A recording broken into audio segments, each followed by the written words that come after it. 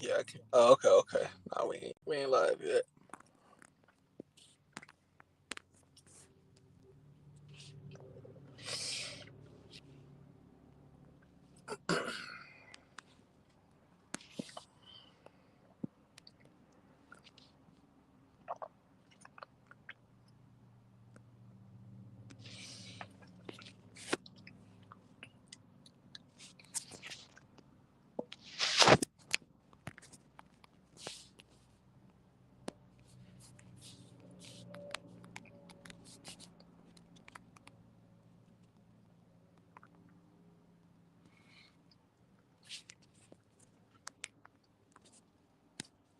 Oh.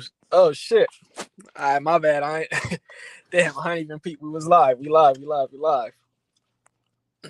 I got it, MZ. But yeah, yeah, yeah. Show your view off and shit. I see you. I just um I just put the link. Sent Joseph the link and shit. But yeah, y'all see MZ. So right now he on the motorway, as we would say, the freeway. You know what I'm saying? I don't know exactly where you're traveling, but y'all can see it's yeah, yeah, real nice. So see where ye at? It's about 6:30. Excuse me, 3:30, about 3:45 or so in the afternoon. But you know, today out there you can tell it's like one of them days where well, probably not even today, but like right now it's it's like kind of gloomy out there, but otherwise that sun would be shining through. You know what I mean? So yeah, they on the motorway going through. Yeah, yeah. Yeah, yeah. We gonna look at MZ while a few people come through and whatnot. I know we had just started up. Let me I'm gonna check on the YouTube in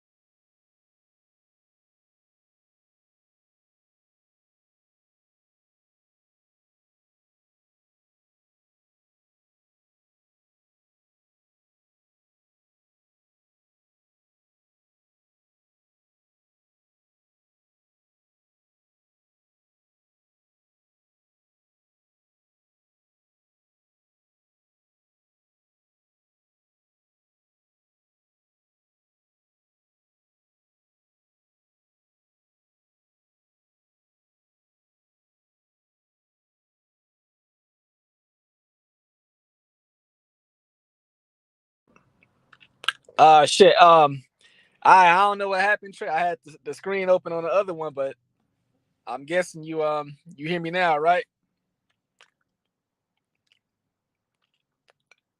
Oh, okay, okay, yeah. I see he had put a message in the back to let us know too. All right, I gotta see how I'm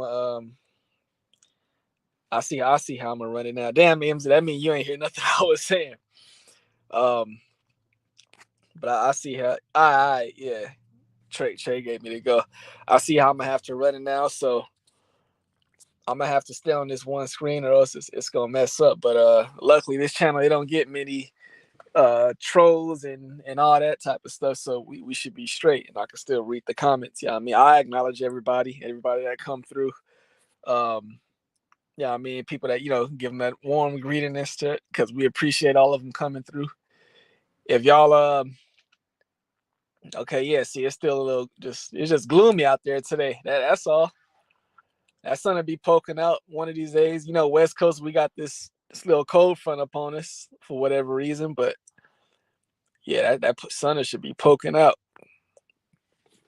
Let me see. Let me check. Yeah, we good. So Trey, we was just going back and forth a little bit because he had just put some information out. He was the first to break that news, as we would say. Magomedov. We was looking at the guy he was fighting. I tried to beat Trey to the punch real quick, do my little brief background check on him. I see that's a big boy right there. What, like 6'8"? I can't remember his weights when I was trying to look at what I'm saying, the weights that he be coming through and shit. But yeah, that's a big boy. But he from Nigeria. Usually it's them ones from like Ghana, South Africa. Those usually be the real tough ones. With the Nigerians, usually they tough, but like I said, it's not as it's a little bit more hit and miss. But we gonna just have to see. I ain't done no type of footage or looking at him or nothing. Yeah, he got that. What was it? 14. Yeah, 14 knockouts out of 15 fights. So looking like he got this some power, but of course that could be deceiving. So we just gonna have to wait and see. But to me that looked like a step up. Yeah, he said, the 6'8" fighters that tall, yeah, they usually got trash chins. Yeah, and see, I would say too, like, I would have to like check out his body type, because if he 6'8", if he looked like a basketball player or anything close to that, yeah, I would definitely believe that chin. Yeah, I see Gil came up in his thing. What's up with it? Big up, brother. Wagwan. Yeah, if yeah, depend on what his stature is looking like. See, if he kind of skinny, got that type of build, I usually don't be trusting them dudes, that much to be durable. However, to me, Magomedov, I mean, that dude to me, he definitely not He not fast if you ask me. I'm not too high on him, but nonetheless, he one of the dudes that's up there. Yeah, that's Gil Coles. He up in here, MZ. So he's saying what's up to us too. MZ, he'll definitely be saying what's up to you, Gil. Thanks for coming through. Yeah. Oh yeah. Joseph. Yeah, he'll probably pop up anytime. Also, anytime. See, I know right now we'll be coming in with the intro. Scumbo Baggins, like Gumbo Baggins, cause he ain't kin folks. That nigga been broke, so now the men joke. Yeah. that'd be my shit. Weak ass nigga then switched up on us. Hey, hated seeing that weak ass nigga win a thing. But fuck it is what it is. You know what I mean? Yeah. Gil, yeah. Big Gil up in there. And who was it that had who was it, from our little crew that had a good ass week? Was oh yeah, no, yeah, that was Gil. Yeah, of course. What's his nickname? Gil. I think he has some type of random ass nickname now. Gil, you know what I'm saying? Rubbing in, that nigga hit a good one this week. When everybody else seemed like they was, had a rough time out there this week. I should say last week at least. But yeah, I'm gonna make sure I whatever y'all put back there as far as the scores, because that's something that we like to celebrate and shit. And pat brothers on the back, roast them or whatever. So I'm gonna make sure I kind of throw that stuff up in there as well, regarding the points and and all that stuff. Yeah, Gil and still Trill Will Coles. That's what we gonna call that nigga.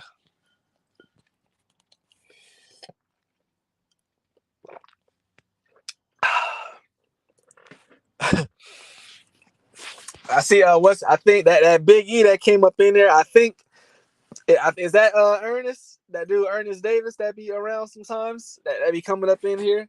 I'm guessing that's him, but y'all correct me if I'm wrong. But I know I seen his name on the. I know I seen his name on the list too. Yeah, Gil. That was a cool ass week. Of course, niggas want to see if it was a fluke or is he the truth. Got to run that shit back. You know what I mean?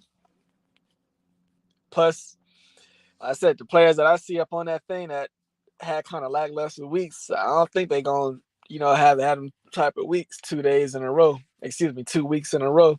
So yeah, they gonna try to come with it. And I ain't even. I did see the schedule. I just can't really think of nothing off top.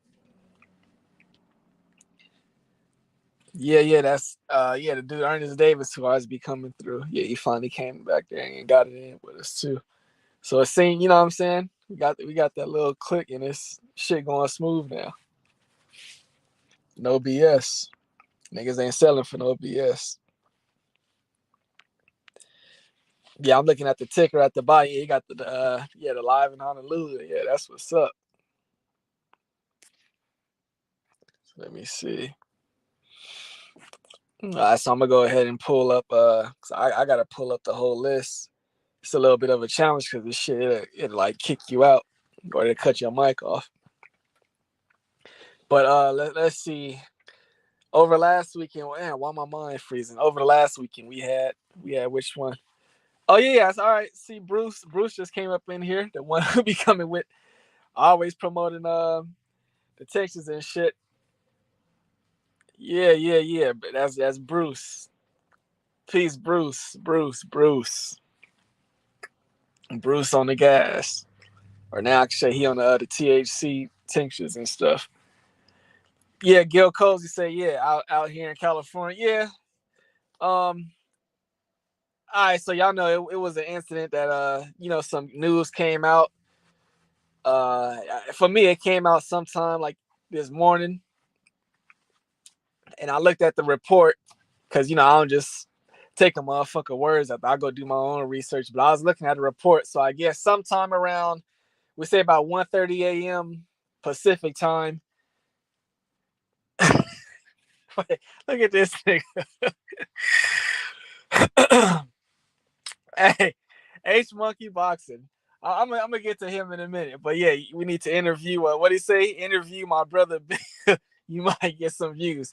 Last time we checked, you wasn't fucking with Bill. You said Bill was calling your phone, telling you to change the titles, change the title of your videos. You're not messing with Bill. I think that's your arch nemesis now, because last time I didn't check, hell, you for the last like 2 months, you've been going live 2 and 3 times a day crying about Bill. So, I mean, to me, H Monkey, you sound like a bitter bitch. If you ask me, you sound like a motherfucker broke up with your ass and your life is just in shambles. That's how you sound to me. Like shit, used to call Devin your nephew. Now you a spoiled little bitch, and everybody could beat him. I don't know what's up with you, H Monkey, but welcome to the show, anyways.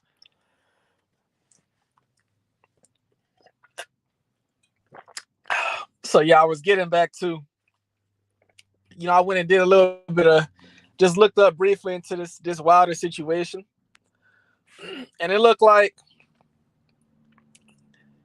I forgot, but I saw they said he was driving in some type of area. I don't know if it might have been like some type of construction going on or something, but he was driving in. They didn't even say the area he was in because what I'm saying, they didn't even say like the exact precinct that he was in. I would have been able to tell, but anyways, about 1:30 a.m. he get pulled over. They said the tent was too dark, and it was something else that was the cause for them to pull over the vehicle. This according to the article that I read, TMZ's article, and another one I read. So I guess they said, okay, yeah, the vehicle, upon approaching. No, they said like I think the license plate was obstructed, meaning it was blocked. So yeah, that was the other thing that pulled them over for. So they said upon, coming close to the vehicle, the shit was smelling like that Bruce gas. It smelled like the stuff Bruce gas be having in his stash. Not that shit Gil Coles be having. The shit Bruce gas be having. Wilder must have linked up with Bruce gas. You know what I mean? Was signing all types of autographs and for him and shit. And yeah, just off the contact alone, he was smelling like him. So anywho, that's what happened. So they said when they approached the vehicle, it's smelling like marijuana. Oh yeah, the smell. Bruce said the smell of burnt wood. He should use the green. Yeah, he could have. He should have used the tincture. I know Trey like this stuff called Delta 8, and I be seeing that stuff. Like the shops around here, I be seeing that stuff posted, outside and stuff. They be promoting that heavy. Yeah, he could have used that. I mean, hey, I would have said he could have fucked with an edible, but because y'all know that edible will put you to sleep, and he behind the wheel, not a good idea. Yeah, he could have messed with that. Even if you would have been off just like a wax pen, that smell, it's a little bit easier to control that smell, and I mean. So yeah, he get pulled over, and yeah, the vehicle smelling like that. Now I don't know if that was a reason for them to, take a little bit more aggressive precaution and search him or whatnot. But if the vehicle was smelling, hella strong, or even a little bit of strong, that give them the probable cause to go ahead and search anyways. So I'm saying they went ahead, searched. Yes, they found it was at a 9mm up in there. And I mean, shit, that profile status, that celebrity status, it didn't matter in that section. They had to take his ass. It is what it is. Trey said yeah, he back on the okay, yeah, so he messing with Flower again. He didn't have to. He should have had the vaporize. Hey, it's this one stuff that we be seeing. I've been seeing this shit around for a while out here, but it's this one stuff. It's basically like a spray.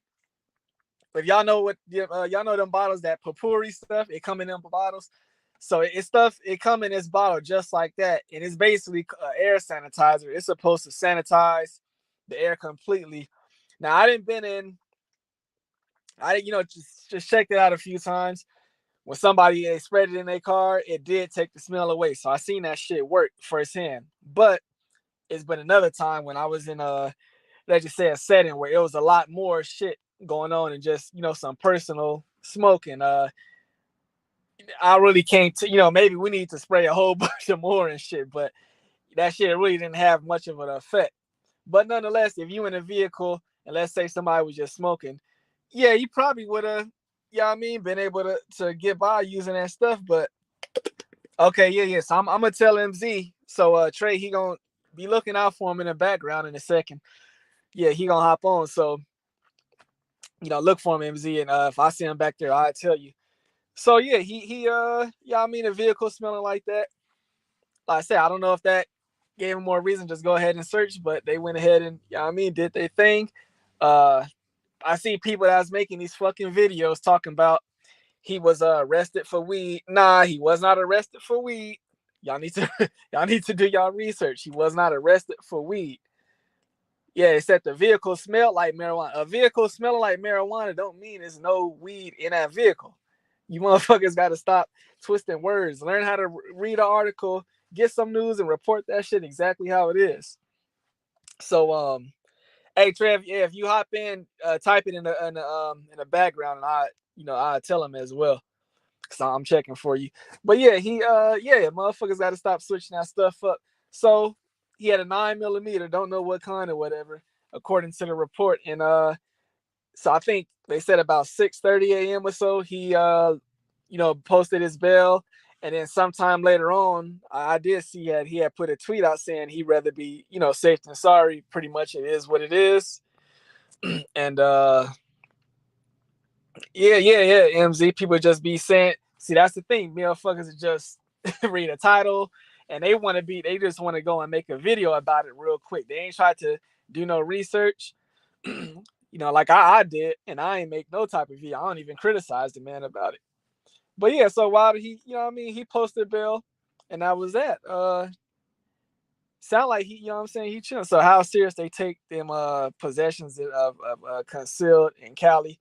I mean, yeah, it's definitely a state where gun laws is pretty they're pretty crucial on them, based on the fact just the amount of type of gun violence and related to gangs and all type of stuff that we got going on. So yeah, the rules, they definitely nowhere near as lax as like a place where you would live at in Florida, for example, Gil.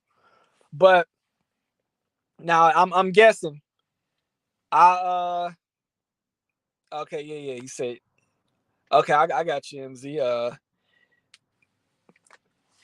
See, I don't know.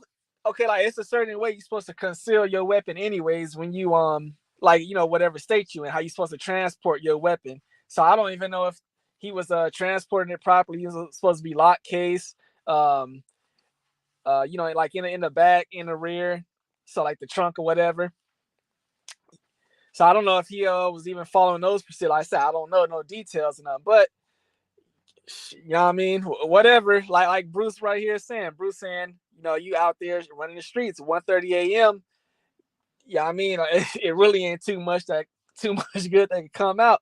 And that's what that's the truth. That's what I be saying. Look, 1:30 a.m. I don't know what area Wilder was in, but people know in certain areas you really don't gotta. People just know in certain areas you don't gotta be taking no guns. To you know what I mean? Certain area. Now I don't know what type of area Wilder was in. I know he live in Redondo Beach, so that's out here where I'm at. This area you really don't need to be. You ain't walking around with guns and stuff. These is beach cities. So I just don't know where he was at. I don't know what type of vehicle he was in. That's another thing. What type of vehicle is you in? Wilder, I mean, you already 6'8", I believe. So I don't know if you driving around in a vehicle that stand out or not.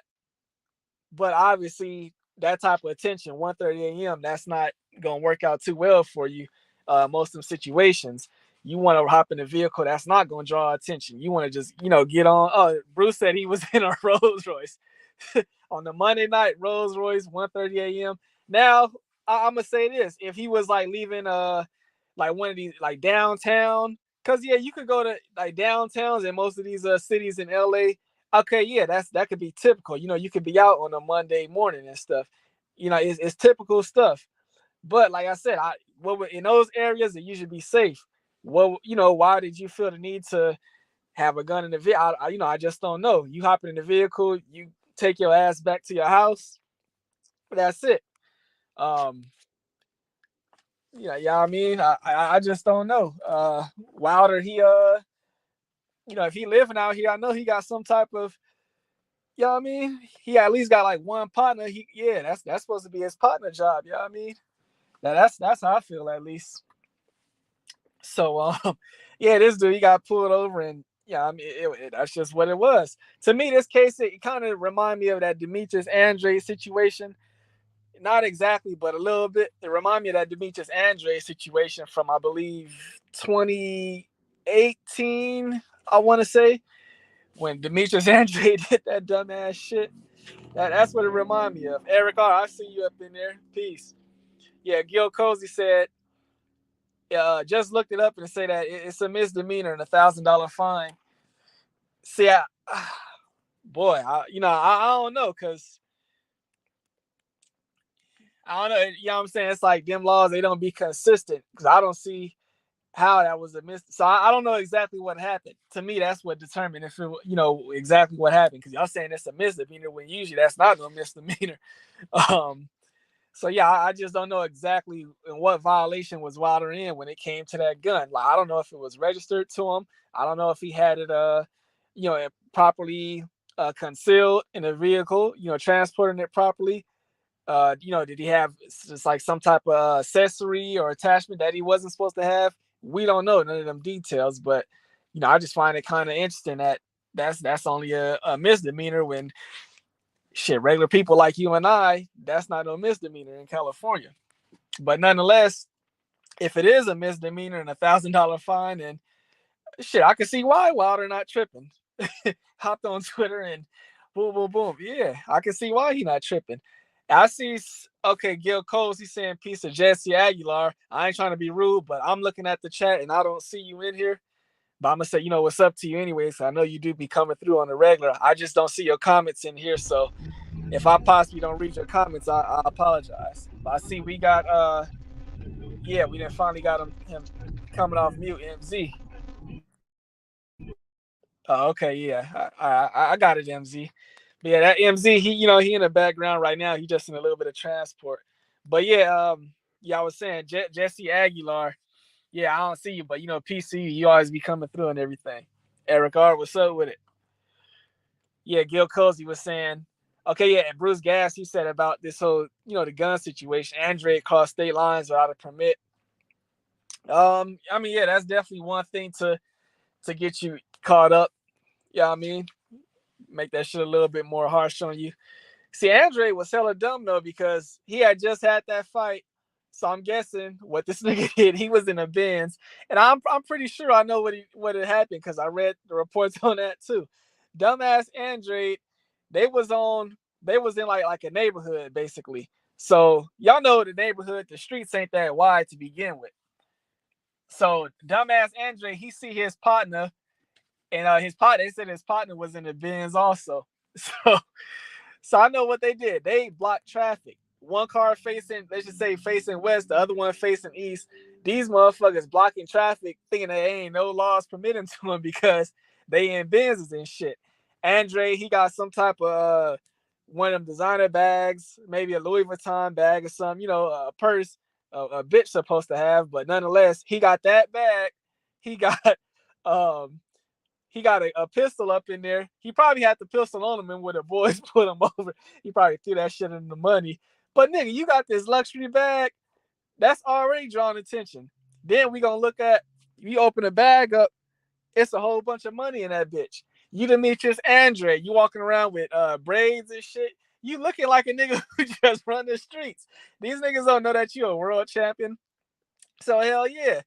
They just, yeah, that's exactly, you know what I mean? They went for the bag, opened that bitch up, and after that cash, they found the pistol, but he was already gonna have some problems because he got this big ass bag of cash, and you run around with, I mean, they gonna look at it, this is money that you can't account for. What is you out here in the streets doing? So hell yeah. That's why what happened to Andre, dumbass motherfucker blocking traffic. But nonetheless, it seemed like that was pretty light for him as well.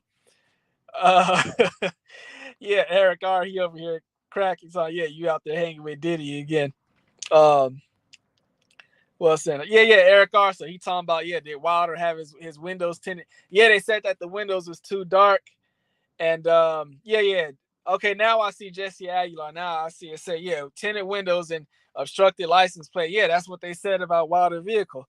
So that was the reason to pull him over. And I guess when they approached the vehicle, it was smelling like marijuana. And like I said, I don't like Bruce was saying, at least 1:30 a.m.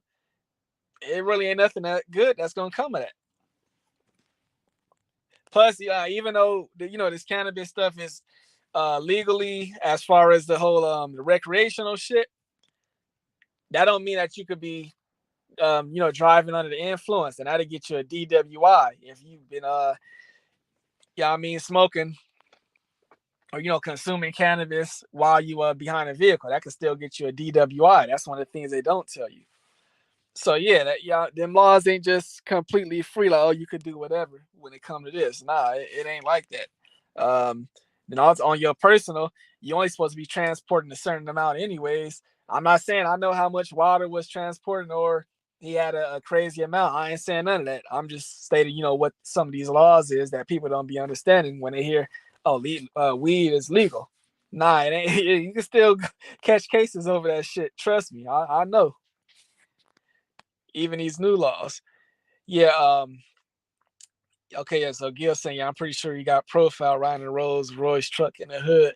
Well, honestly, see out here, even seeing those types of like, I don't know if he was in a, let's just say, an urban area for one, so I can't put that on him.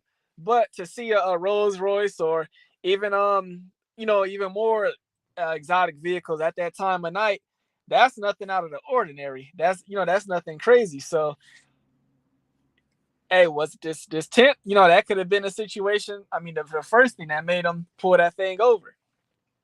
I don't know, but depending on where he was at, it's not out of ordinary to see a vehicle on the streets, even at that time of the night. Nonetheless, if I'm riding around with a pistol or something like that, I would have been in a goddamn Toyota 4Runner, Toyota Tundra. Yeah, I mean, I want to be in something where people ain't gonna be looking at, hey, who is that? Is that Deontay Wilder? I know he got a Royce. Yeah, I mean, I want to be in something discreet. If I gotta drive around with a pistol, no matter where he was at, I'm gonna ride around in something a little bit more discreet. Um, yeah, Eric R said Andre was probably converting his DAZN money from the euros to US. Hey, you know what happened, Eric R? Do y'all remember it was a clip when Eddie Hearn, it's like when he first started the zone and he was trying to sign people, and it was this clip where Eddie Hearn, he was wearing glasses, he's sitting at a desk, and he said something, but he was like, yeah, come in, I got the money, motherfucker. And he put his hand in the bag, pulled out the money, and then he just was throwing the money around.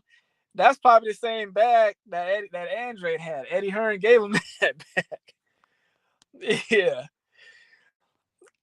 All right, so it's this other. I'm still seeing it. H88 is H Money Monkey Boxing, whatever. The host of this channel chills with. Oh yeah, all right. Then he's talking about, yeah, I ain't even reading that dumb shit. Talking about butt cheeks and all that shit. Then we got another one that be talking hella crazy and shit.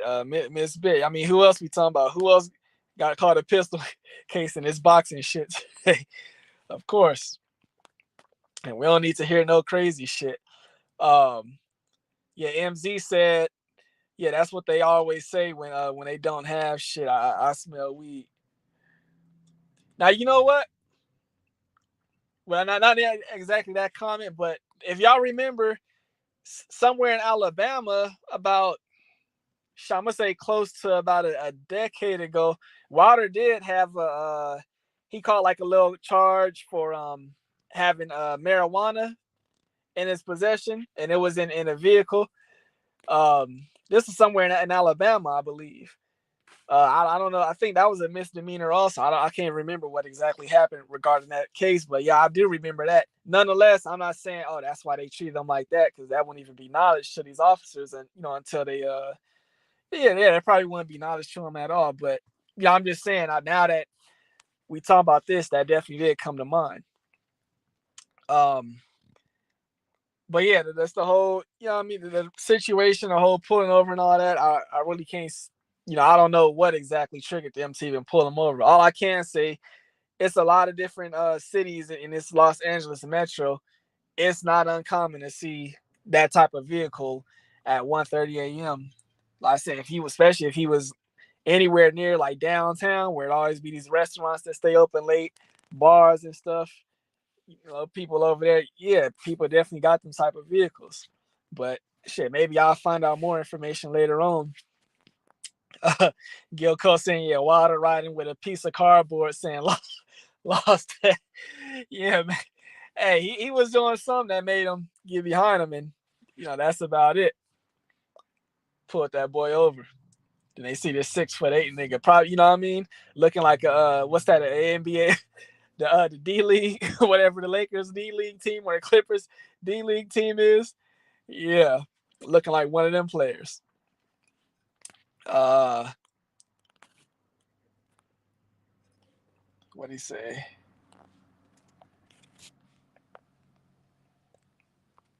Damn, I can't see nothing. Yeah, we good, we good. All right, let me get back to the comments. Oh yeah, so wait, there's a more serious boxing channel. Oh yeah, I mean, shit. If y'all already know what time it is. If that person get out of control, y'all handle that shit. But I mean, y'all can see I've been over here You know what I'm saying? Talking about boxing news. We niggas ain't on no trolling shit. I mean, obviously these people one in here talking about H Monkey, so shit, to go over there if you want some of that type of entertainment and shit. Nonetheless, we over here kicking it and we stick to this little circle that we got. That's what we stick to.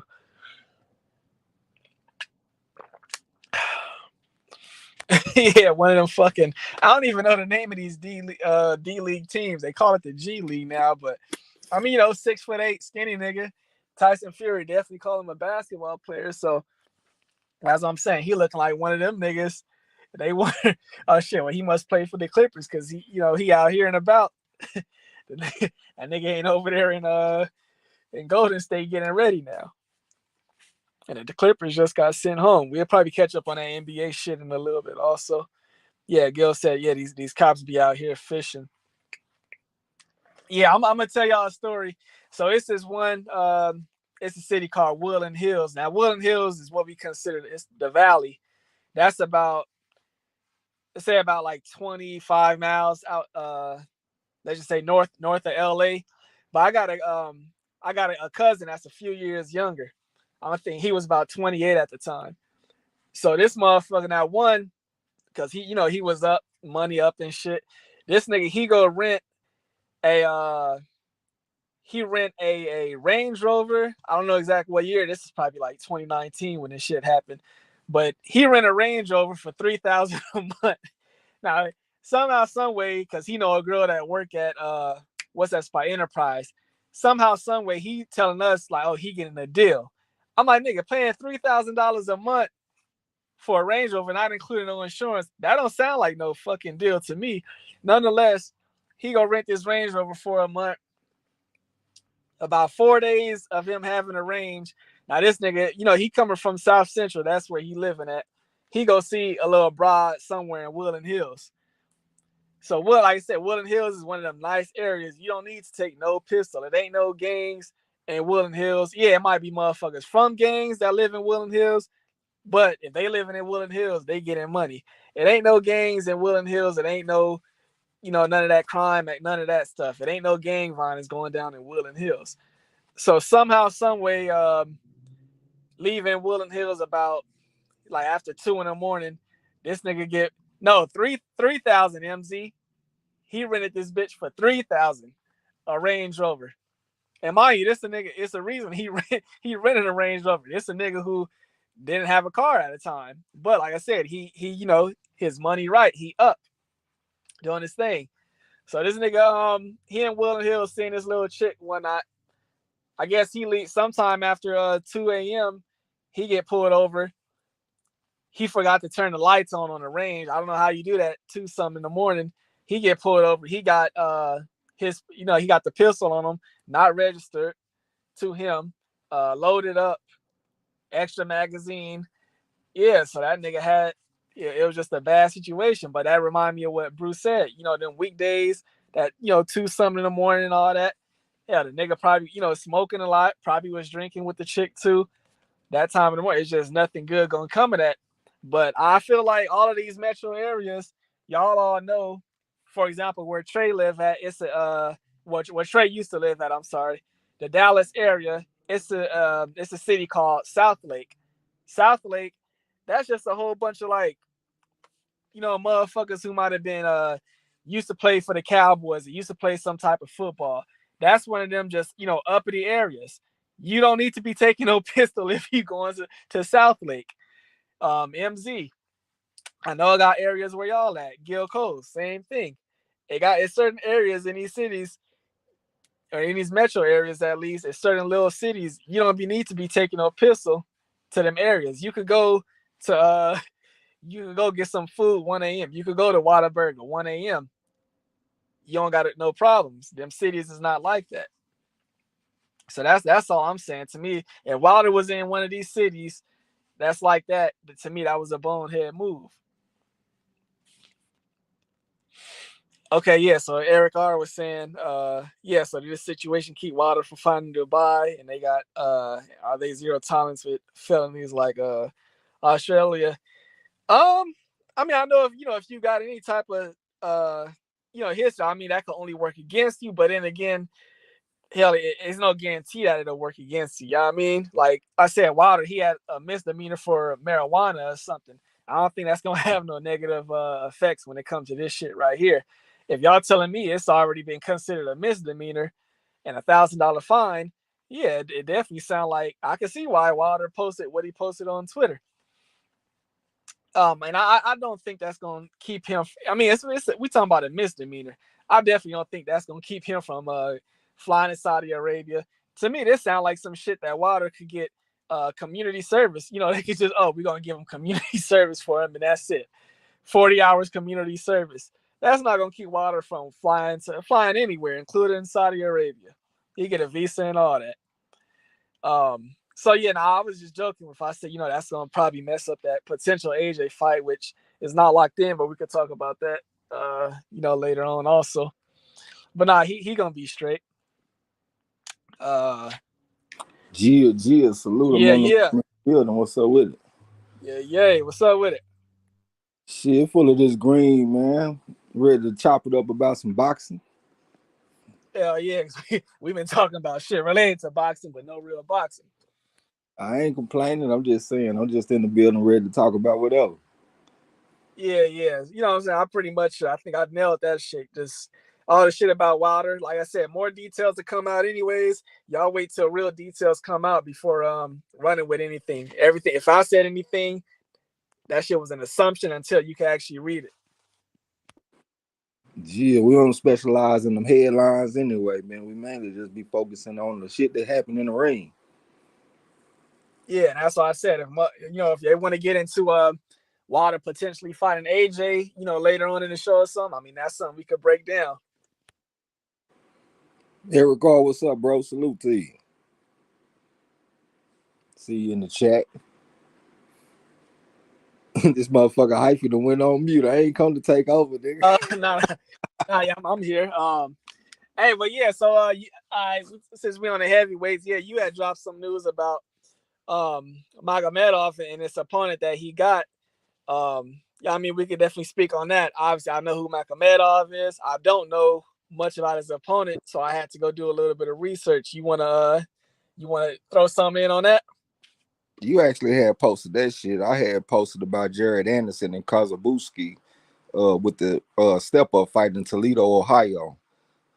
I can't remember what month it's gonna be, but it's coming up pretty soon.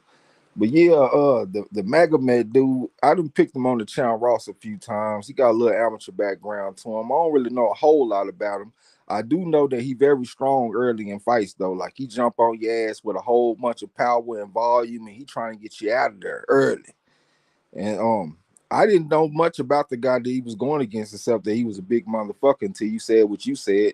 I did see he was 13-1 as an amateur, and he was getting calls to go to the Olympics. So it seemed like he got some Olympic type of talent.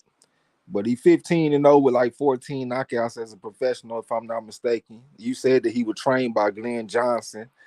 Should be a pretty good fight. Might be like a step-up fight for Magomed. This guy, like he's 6'8", but for the most part, when we look in the history of boxing, them big tall motherfuckers don't be having the best chins, and a lot of times they be trash. You know what I'm saying? So that's kind of what I'm expecting, to be honest with you. But hey, I won't be surprised if this guy come in here and shock us, man. Cause like I said, he a big giant 6'8" motherfucker, and he seems to have Olympic pedigree. Well, not pedigree, but like Olympic potential. Okay, yeah. So I did catch that too. Some about he had got invited to some type of like federation or something in his amateur background, but I think he didn't even accept it or whatever. But yeah, 13-1, not a big amateur background, but yeah, I mean we got to just see what he's working with. And yeah, I did see that he's Glenn Johnson is his manager, and I also asked like as some type of secondary promoter for him also. So I mean, I that's definitely a positive for him if he got somebody that understands the boxing from America. Glenn Johnson, fought his whole career, even though he's a Caribbean brother. So yeah, that's definitely a positive for him, and somebody also that could help him out when it comes to just the politics of the game, because Glenn Johnson was one of them just like a hard-working dude who had to work his way up. At the same time, it might also be like a stamp on his talent. The fact that somebody like Glenn Johnson even thinks he worthwhile to work with, like he worth him taking his time to fuck with him. That might mean that he might got some talent. I haven't seen a guy fight yet, to be honest with you, man. I'm gonna have to find some time and look up some of his film if I can find some. Yeah, well, what we could tell y'all for sure is, you see, when you got guys like Glenn Johnson, if I had to compare a Glenn Johnson, he would be like a Joe Smith, basically. Joe Smith, even after he was world champion, he was still working construction. Definitely had the hard way up. Them type of dudes, them blue collar type fighters, they not gonna work with a fighter that don't got no heart and dedication. That's what we do know. They might not have the most talent, but they better have the dedication to their craft, and they better have some heart. And they better have some kind of talent too.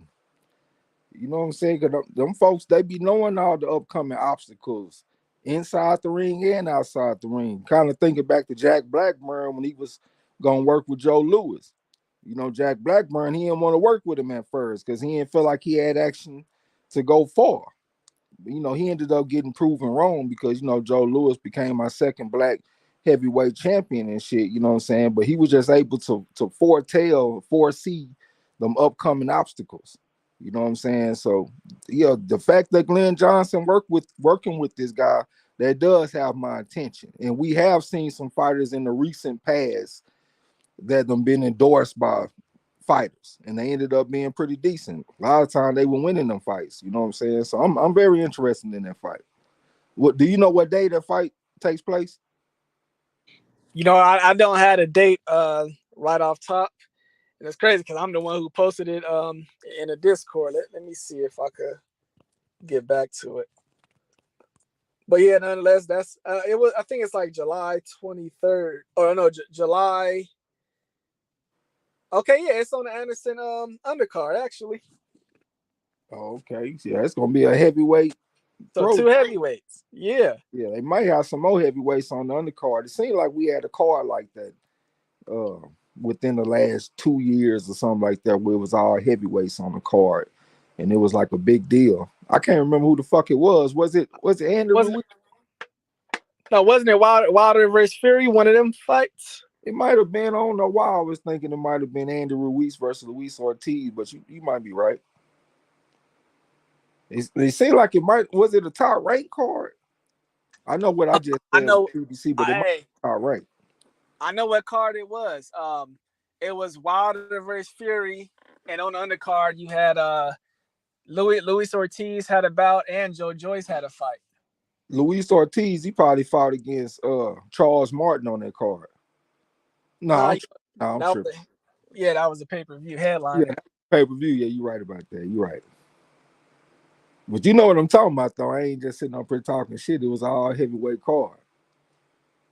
Yeah. Like I said, Joe Joyce had a fight on that card. Luis Ortiz had a fight on that card also.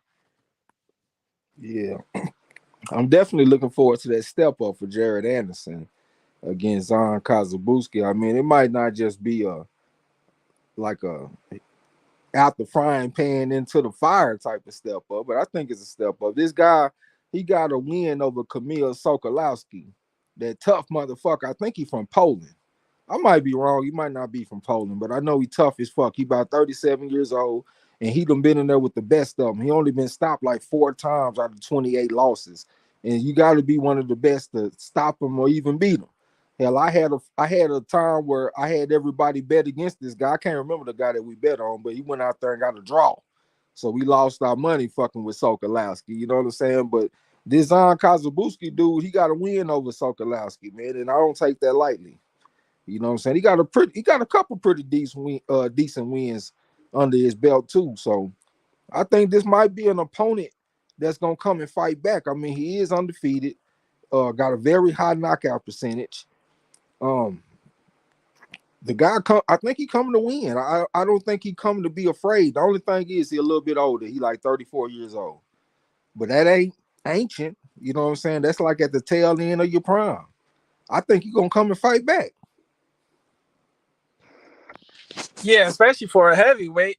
If he might want to be one of them heavyweights that I don't know, like his amateur background. If he stayed in the amateurs too long, you never know. But 34. I look at it like, yeah, that's the tail end of his prime, but not too old for a heavyweight.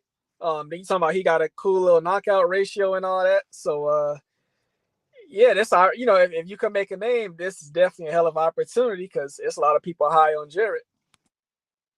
Yeah, the only thing is, this is a hometown fight for Jared Anderson, and I'm pretty sure the hometown crowd is going to be expecting a showcase type of fight, and they might end up with a fight where the opponent is fighting back.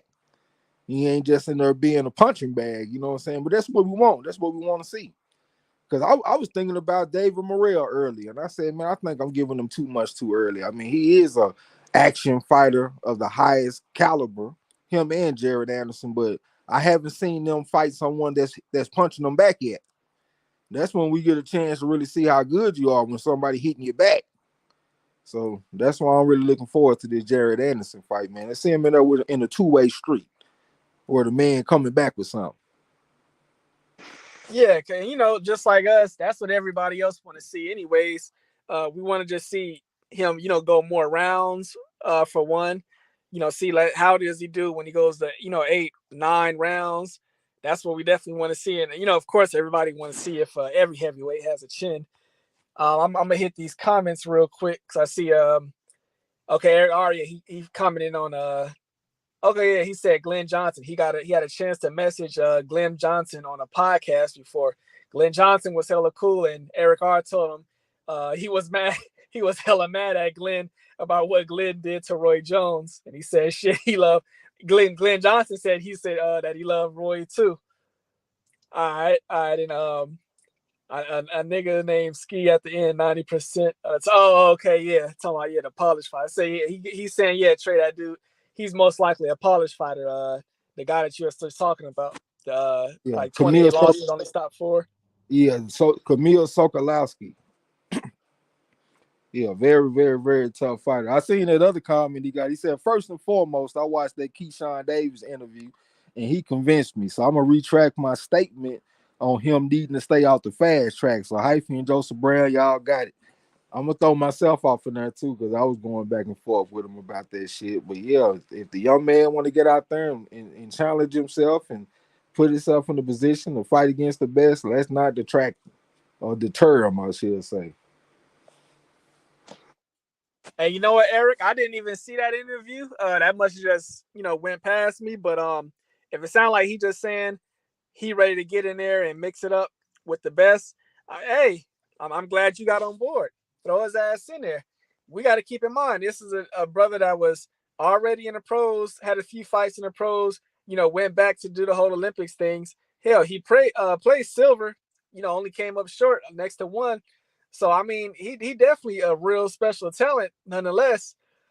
And I remember his post fight interview. He said, "Well, what did he say? He said he want to fight for a title by this year or next year. So if that's the case, you got to be ready to fight the guys that's right under.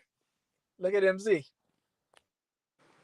And at the same time, I mean, the man earned the right to be on the fast track if he wants to. He won silver at the AIBA World Championships, lost to Andy Cruz, won silver at the Olympics. Once again, he lost to Andy Cruz.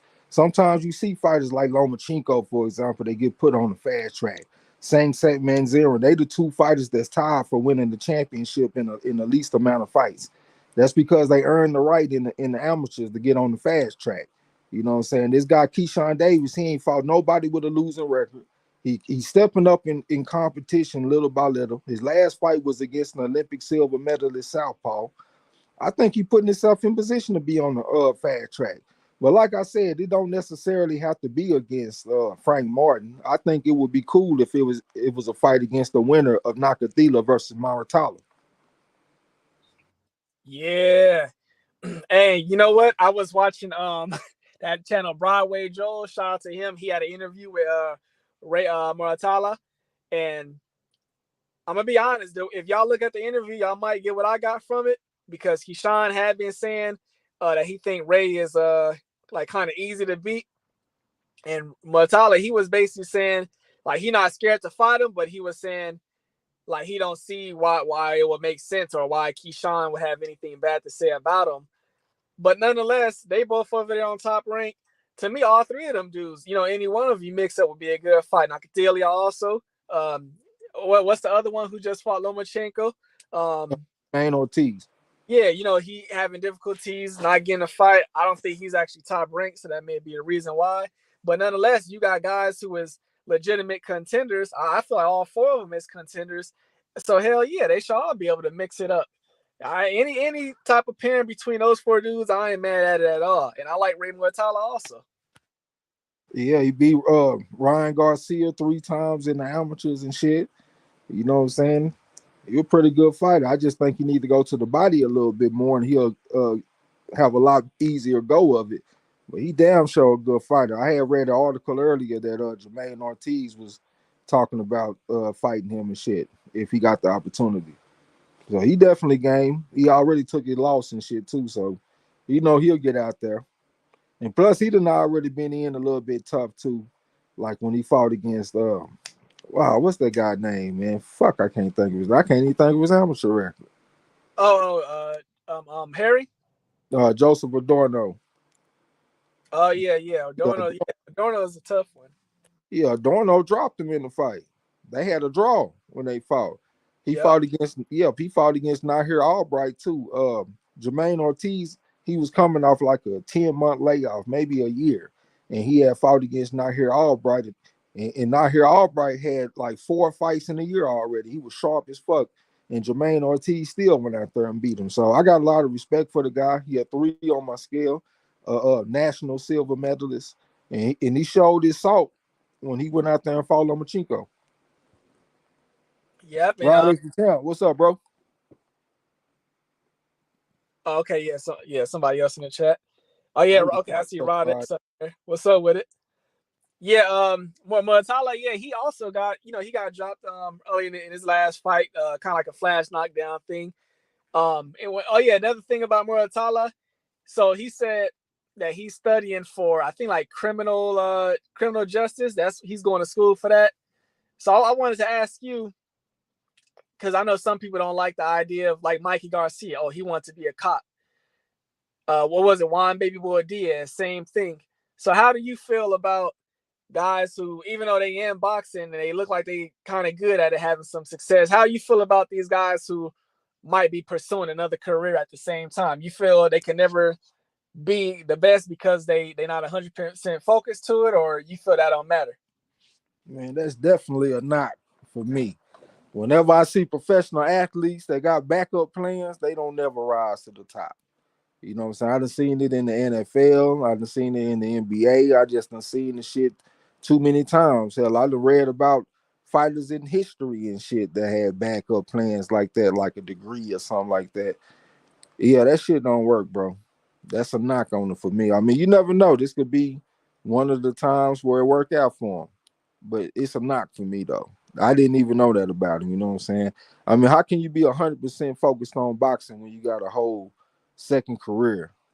You know what I'm saying? And plus, how can you go all out and risk your life for the victory if you know you don't have to, because you can go live a whole different type of life? You know what I'm saying? I just don't think that works for this sport. That's just me. What you think? See, I look at it, to me, as more cons than pros. The only pros I could see coming out of it will be one, based on the fact that it's somebody who's putting some type of schooling behind them. You more likely to do a good job as far as managing your career, everything outside the ring related to your career. You most likely in a position to, put yourself in a good position moving forward, retirement and all that. And also, I think if somebody is, for example, Ray Muatala, he probably don't got the time to be out there partying and stuff on the weekends, because he was saying he takes a Saturday class as well. So to me, it's less time to be distracted and getting in trouble regarding some stuff. Those are the only pros I really see out of it. Man, let me tell you something about fighters, man. Every fighter does this, even if they don't admit it, even if they don't talk about it. Every fighter questions themselves, why the fuck am I doing this? I recently read a quote from Floyd Mayweather. He said that early in his career, when he was an amateur, he used to be questioning himself, like, man, should I be here? You know what I'm saying? Like, this is a dangerous place. Should I be doing this shit? And that's coming from people that don't have no kind of alternative. They still question themselves. I used to ask myself, I'd be like, man, what the fuck make me want to do this? What make me want to fight?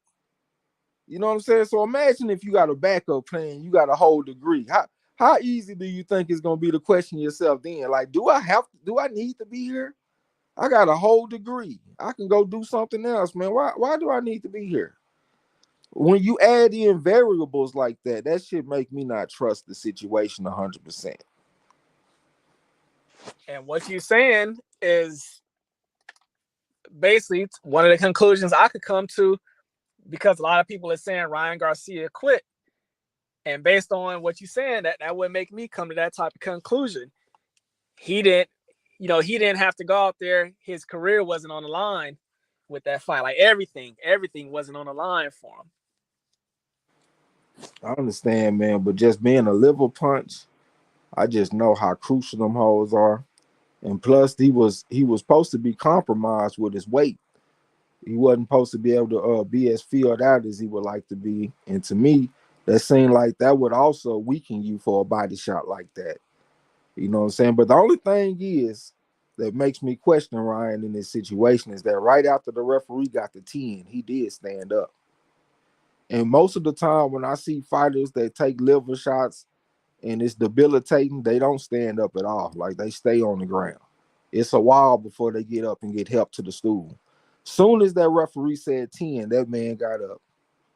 So it's a part of me that want to give him benefit of the doubt. Like, if y'all notice with me, man, I normally give fighters the benefit of the doubt. You know what I'm saying? But in this situation, I did see that man get up right after the referee got the 10. I gotta say that.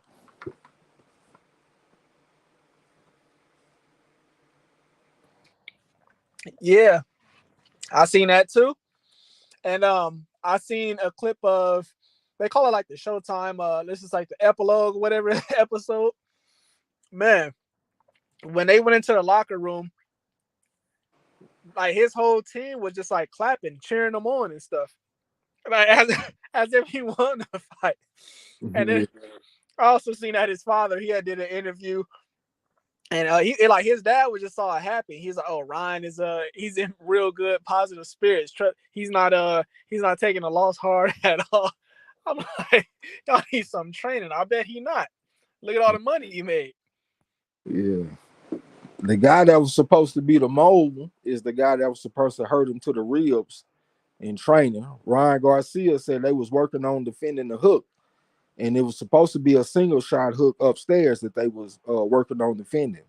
And the guy took it upon himself to double up with the hook. He went to the head, then he went back to the body with it. And that's what fucked up Ryan Garcia's ribs. So according to Garcia, it wasn't even a liver shot that had him fucked up. It was his rib that was messed up from that drill they was doing in practice. And that same guy that's supposed to be the mole, the Mongolian fighter, I can't pronounce his name, is TS Simba Tars or some shit like that, but I can't say his name. I just call him the Mongolian Monster. That's his nickname. We call him the Mongolian Monster. Then he had fought last week on the DAZN card. He had an 8-round fight against a Mexican fighter that was 20-9. I know he got a bunch of losses and shit, 20-9, but he's tough as fucking nails. He done been in there with good fighters and stuff, and ain't nobody ever stopped him. I was thinking about betting on the Mongolian Monster by decision, but I decided against it because they was fighting at 135, and the opponent is usually fighting at 126. So I didn't know if he was going to be able to take the punches at 135, but he did. They went the distance, and the Mongolian Monster won by unanimous decision in the 8-round fight. Yeah, that was like a weekday fight. I can't remember what day it was, but yeah, I did catch that. It was on the zone, definitely when I noticed. But you know what? I just watched the Mongolian Monster versus Shakur. Just out of curiosity, I seen that fight. Shakur definitely handled him, pretty easily. But I look at his record, and that he's a real good fighter. I don't know what you got him ranked on your scale, but nonetheless, he seemed like a real good amateur. I think the only thing that's going wrong with him, he just don't got that key like team in USA to really push put him over, because I see he didn't have some layoffs within his pro career.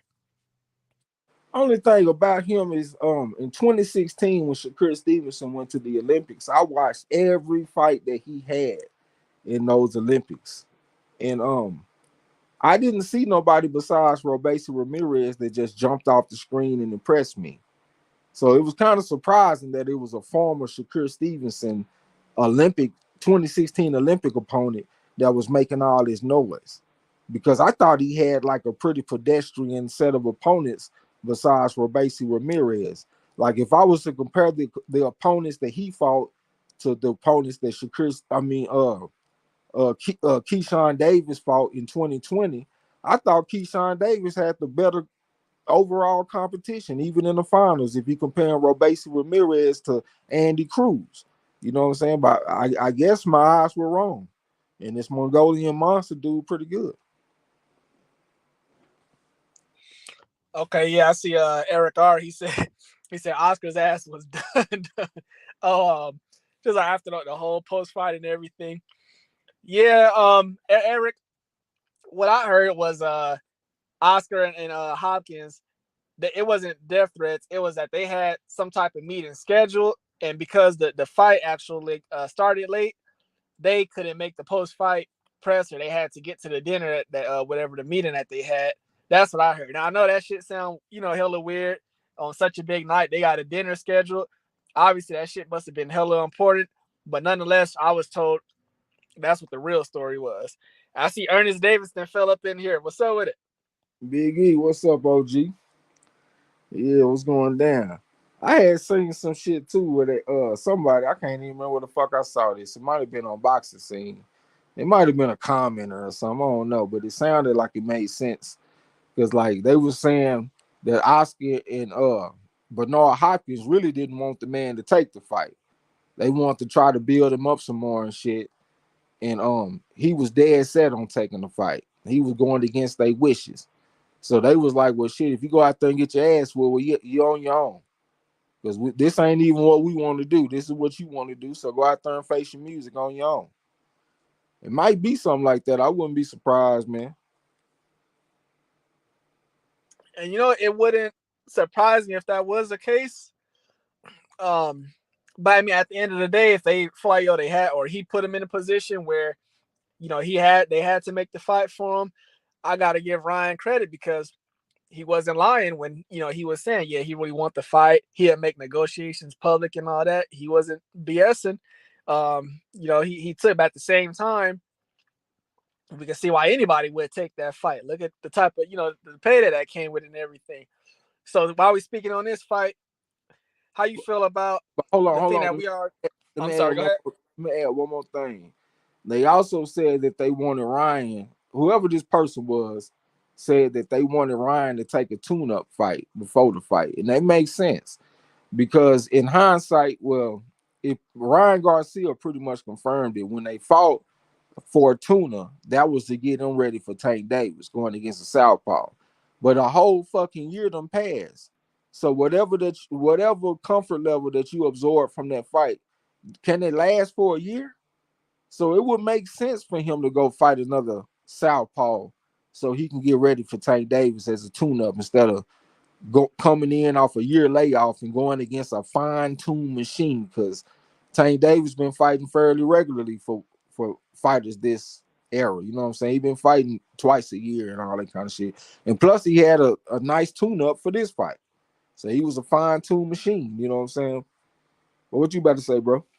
Oh yeah, he had a real good tune up for that fight, and like you said, it was about like a 10-month layoff in between the Fortuna fight and that fight the other weekend. That's just not a good thing, especially when you're working with a new trainer and y'all trying to really, establish chemistry. You trying to learn what he's trying to teach you and all that. That's just never good. I was going to say regarding situation. So it was supposed to be Ryan versus Marcito Hesta, and we seen he ended up pulling out from that fight. Hesta beat Jojo Diaz. I thought Jojo Diaz would have been a good opponent for him also.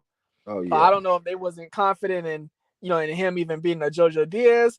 I don't know, but you got at least two guys over there that they could have picked to give him a fight that would have definitely prepared him better. Yeah, yeah.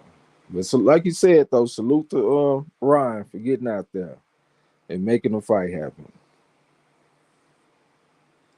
Yeah, now I was saying related to just this whole ordeal, we seen it coming a mile away.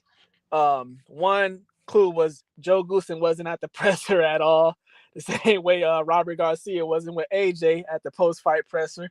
And we know sometimes, guys who don't take accountability, they put the blame on the trainer. So Joe Goosen, he got the pink slip. He's out the door.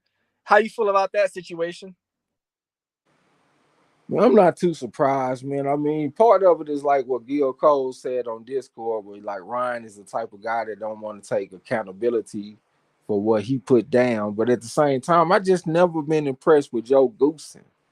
Like to me, he like more of a blood and guts type of fighter, motivator. Like when he had um Diego Corrales and shit when he was fighting against Castillo. Castillo. Yeah, Castillo. I'm just like, man, he just seemed like one of them motivator type of trainers, but not necessarily great with skills. And I had agreed with Eric R when he said this shit. Ryan Garcia be good over there with Robert Garcia. I know you like me, y'all just saying that because he's Mexican, but I just said that shit because I got a lot of respect for Robert Garcia. If I was a professional fighter, he's a trainer that I would have on my short list of trainers that I would want to train me because I just see him so versatile. He can have a brawler like a Marcos Madonna, or he can have a slick type of guy uh, like Mikey Garcia or even Bam Rodriguez. He can have a great inside fighter like a Bam Bam. What's his name? What's Oh, Bam? What's his name? Jesse. Last name Rodriguez. Yeah, I was talking about the other Bam Bam though. Then they call Oh, the one with the wait. uppercuts. Oh, He well, he lost the pack. Oh, Yeah, Brandon Brandon Rios. Rio. Brandon Yeah, I'm Rio. sorry. Yeah, he can have a great inside fighter like that. That got great uppercuts and stuff. He just seemed like a versatile type of trainer to me that he can train different styles. So that's why I think he the type of guy that might can adapt to somebody like Ryan Garcia, and maybe give Ryan Garcia a little bit of a comfort level. He over there with his people, you know what I'm saying, and then they got a little bit of bravado in them. Y'all know how they are with the Garcias over there. You know what I'm saying? Maybe they can instill some of that off in Ryan. I think that'll be a good place for him. And plus, Robert done been there. Robert done fought on the highest level. You know what I'm saying? So I just respect that about Robert. I think he a hell of a coach. I love what he's doing with Bam Rodriguez. He probably my favorite fighter coming out of Texas, to be real. I love Earl Spence Jr., Oshaki Foster, Jamel Charlo, all that shit. But I like Bam, man. Bam is my favorite, man. It's just straight skills. Yeah, now speaking of Robert Garcia, I mean that RGBA, that gym, I visited that gym several times. It's a lot of tough, it's a lot of tough Mexicans and even like some of these Europeans, just tough from all over the world going there. So it's definitely some tough work over there. I think that would have definitely rubbed off on Ryan real good because we kind of hear that boy don't be dedicated to his craft. That would have rubbed off on him. I definitely think Robert is a good trainer. I know some people, whenever his fighters lose, they like to take digs at him and stuff. To me, he's a real good trainer.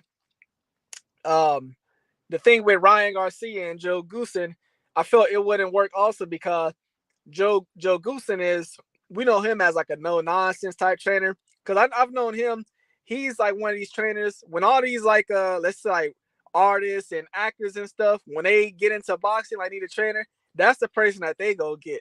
So it's not like he ain't been seeing this type of money and type of popularity with a fighter. He's a no nonsense type of guy. But his gym, now Ryan Garcia gym is in San Diego. His Joe Goosen gym is and it's called the San Fernando Valley. They like 2.5 hours away from him, and they was like going back and forth. Joe Goosen was, so I didn't think that was gonna work out the best anyways. And now we hear about him getting fired. So whatever was told to us, oh, this is a top 5 training camp and all that. It must not been all that. Yeah, they trying to sell that shit. They did their thing, man. They promoted it. We bought it. Yeah, that's pretty much it. Let me see Boy, what's coming Yas, from this track. my boy Yas in the building. What's up, bro? Salute to you. I hope you good out there. Yep, Yasser. He over there in his country as well. You pronounce Um the name Yasa. the MZ is saying Ryan got the got the tools. He just need the right trainer. Um, I mean, like we always be saying, this dude he won, was it 15 nationals? So Yeah. he's not a bad fighter. I just feel that as a pro, he hasn't. I would say he's behind the learning curve as far as his development, and I would definitely say that's his fault. But nonetheless, yeah, he do need the right trainer combined with the dedication. And that's the thing. That's the advantage that the other fighters have over him. They have continuity. They've been with the same trainer since they were young and shit. Like which one of his peers is flip flopping coaches? You know what I'm saying? It's just him. Like if he don't get with with Robert Garcia, I wouldn't even mind him with a brother like a Barry Hunter. You know what I'm saying? Or even somebody with some great skills like a Floyd Mayweather Sr. Somebody said it might have been Eric Arson. I can't remember who the fuck said that. But just somebody with some great skills as a coach, or even that coach out of Florida, that's real good with having his fighters in condition and shit. That Kevin one, Cunningham. yeah, I wouldn't even mind seeing Kevin Cunningham. You know what I'm saying? Uh, like a tough-minded coach and shit that's gonna make him be in shape and be on point.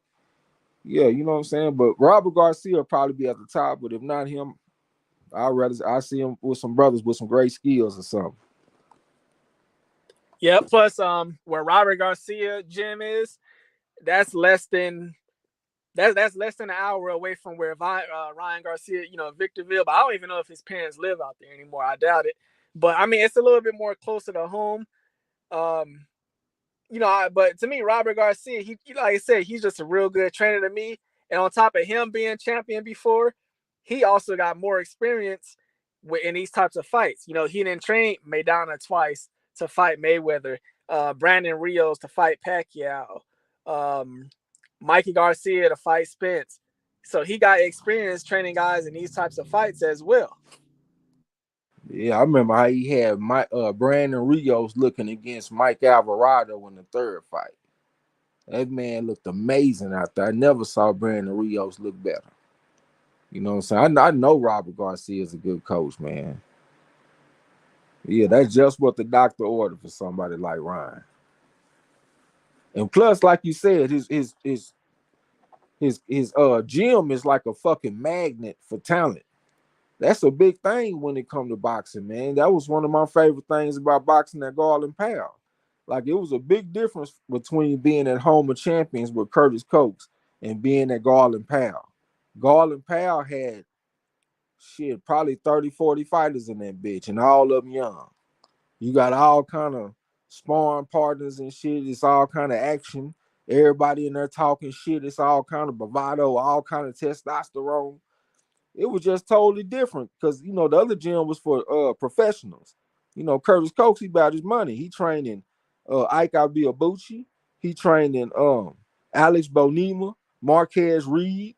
He was trained in several top, not top, but professional fighters. So he was about getting his money, even though he made it cheap for the kids. It was $23 to box for a whole year at Curtis Coates gym. So he was doing a service to the kids, but that's not where his attention was. When it come to Garland Powell, all the attention was on the kids. You know what I'm saying? They actually got some videos from my gym that's on YouTube. If y'all ever want to see my gym, look up Garland Powell and y'all will see the gym I came from. And as a matter of fact, they got some videos with the guy that run the gym. His name is Lieutenant Swavey. You'll see him on there too. You know what I'm saying? Yeah, and that definitely makes sense because it's like they be saying about Reynoso. Oh, he don't got time for so and so. You see, Freddie Roach. This a dude. He only worked with the fighters the last 2 weeks of the fight, it'd be that Filipino guy Marvin. That's why he like the second trainer basically. So I understand what you're saying. It's just lack of focus and time committed. I understand all of that, but when you get to that level, it's also good to have guys like Ryan. He would see guys at RGBA that he knew from the Olympics.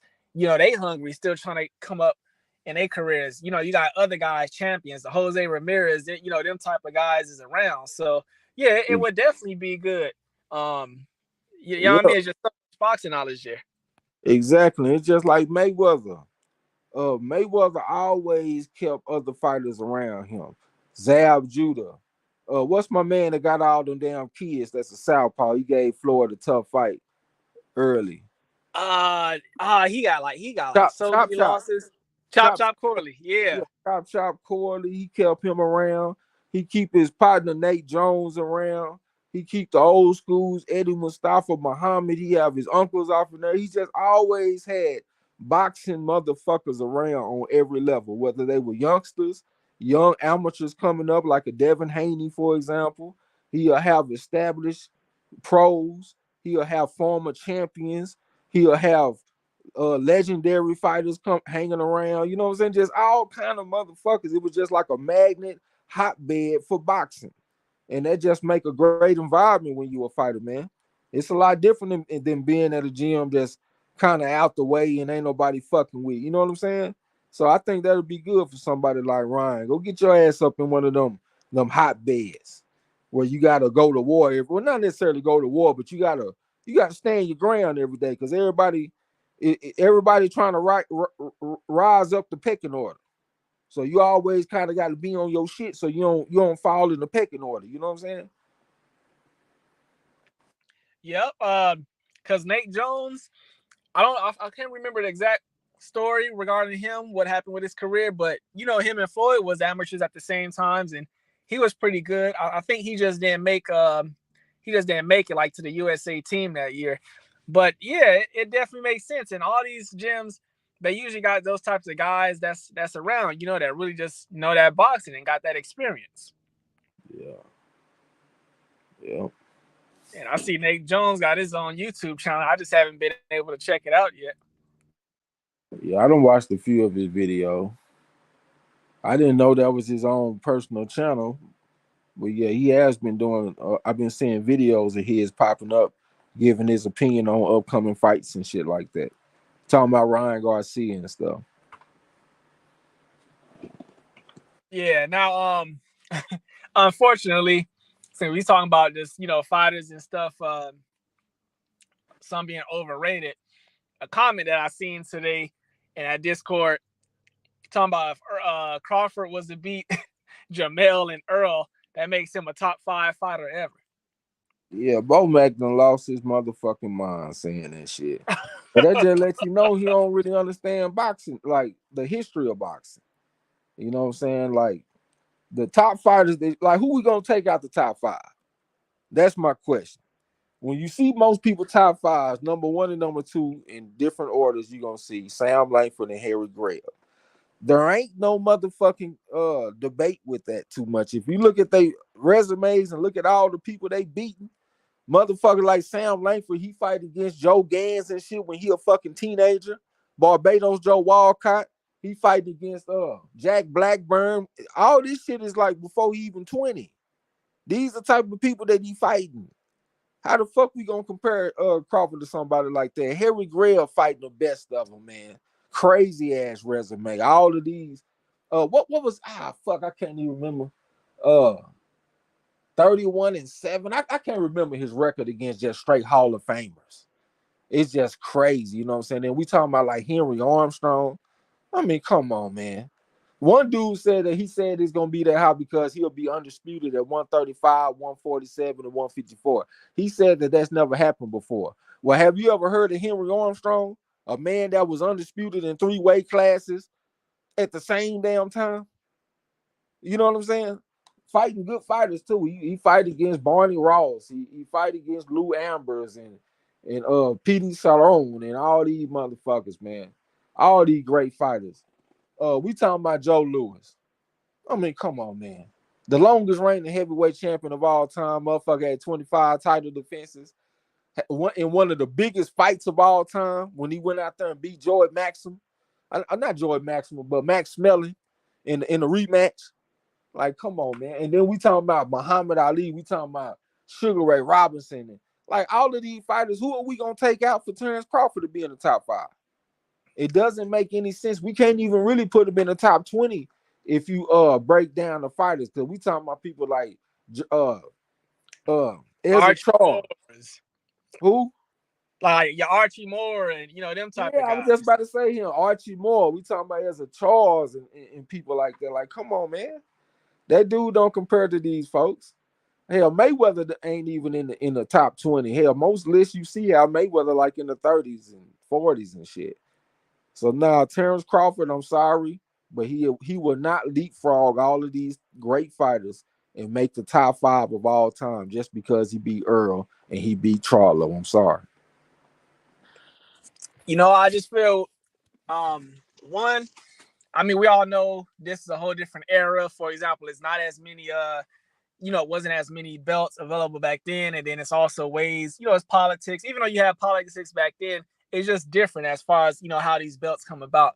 But not even to touch on that, I just think people of modern times, like people who don't do their due diligence to go look at history, we put so much into accomplishments, a la winning the belts, becoming undisputed. I think we just, like me, when I look at a fighter's career, I take everything into consideration. Like, that's why I tell people you can't run like a computer generated program to rank all the fighters in history. Okay, based on accomplishments and all that. You got to look at, like, you got to manually review a fighter's career. You got to take everything in consideration to really understand a fighter's career. And I feel like, if Bomac, it sounds like that's what he's doing in this situation. Oh, undisputed, blah, blah, blah. Bro, I don't care if he did accomplish that. Like, it's guys like Trey said, Archie Moore might be his top 5, but it's guys like that who got way more, just credibility as far as being up there. He didn't even say guys like Ray Leonard, for example. He didn't even say those guys who still rank way higher, even with those accomplishments under his belt.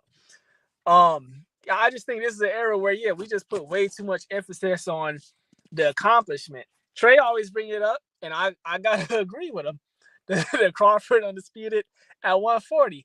Like, who is Ndongo? Every time you look up, even after Ndongo fought Crawford, this dude's stumbling all over the ring. He don't got no type of balance. He getting knocked out by any and everything. Come on, man. Yeah, and then like it be fighters with so many scalps, bro. Like Maxie Rosenblum. If y'all ever get a chance, go look at his resume. Look at all the Hall of Famers and top rated fighters that he was fighting. And I know back then they didn't have official rankings, like ratings. I should say, you know what I'm saying. So you don't see them in there with like top 10, top 3, because they didn't have that rating system back then. But if you just look at the scalps, Maxie Rosenblum, look at Jimmy McLaurin. He went on the fucking murderer's row in his career. All them great fighters, Tony Canzaneri and all these Barney Ross and all these motherfuckers, man. Go look at Emil Griffin. Emil Griffin was a 3-time welterweight undisputed champion. 3-time welterweight undisputed champion. Emil Griffin.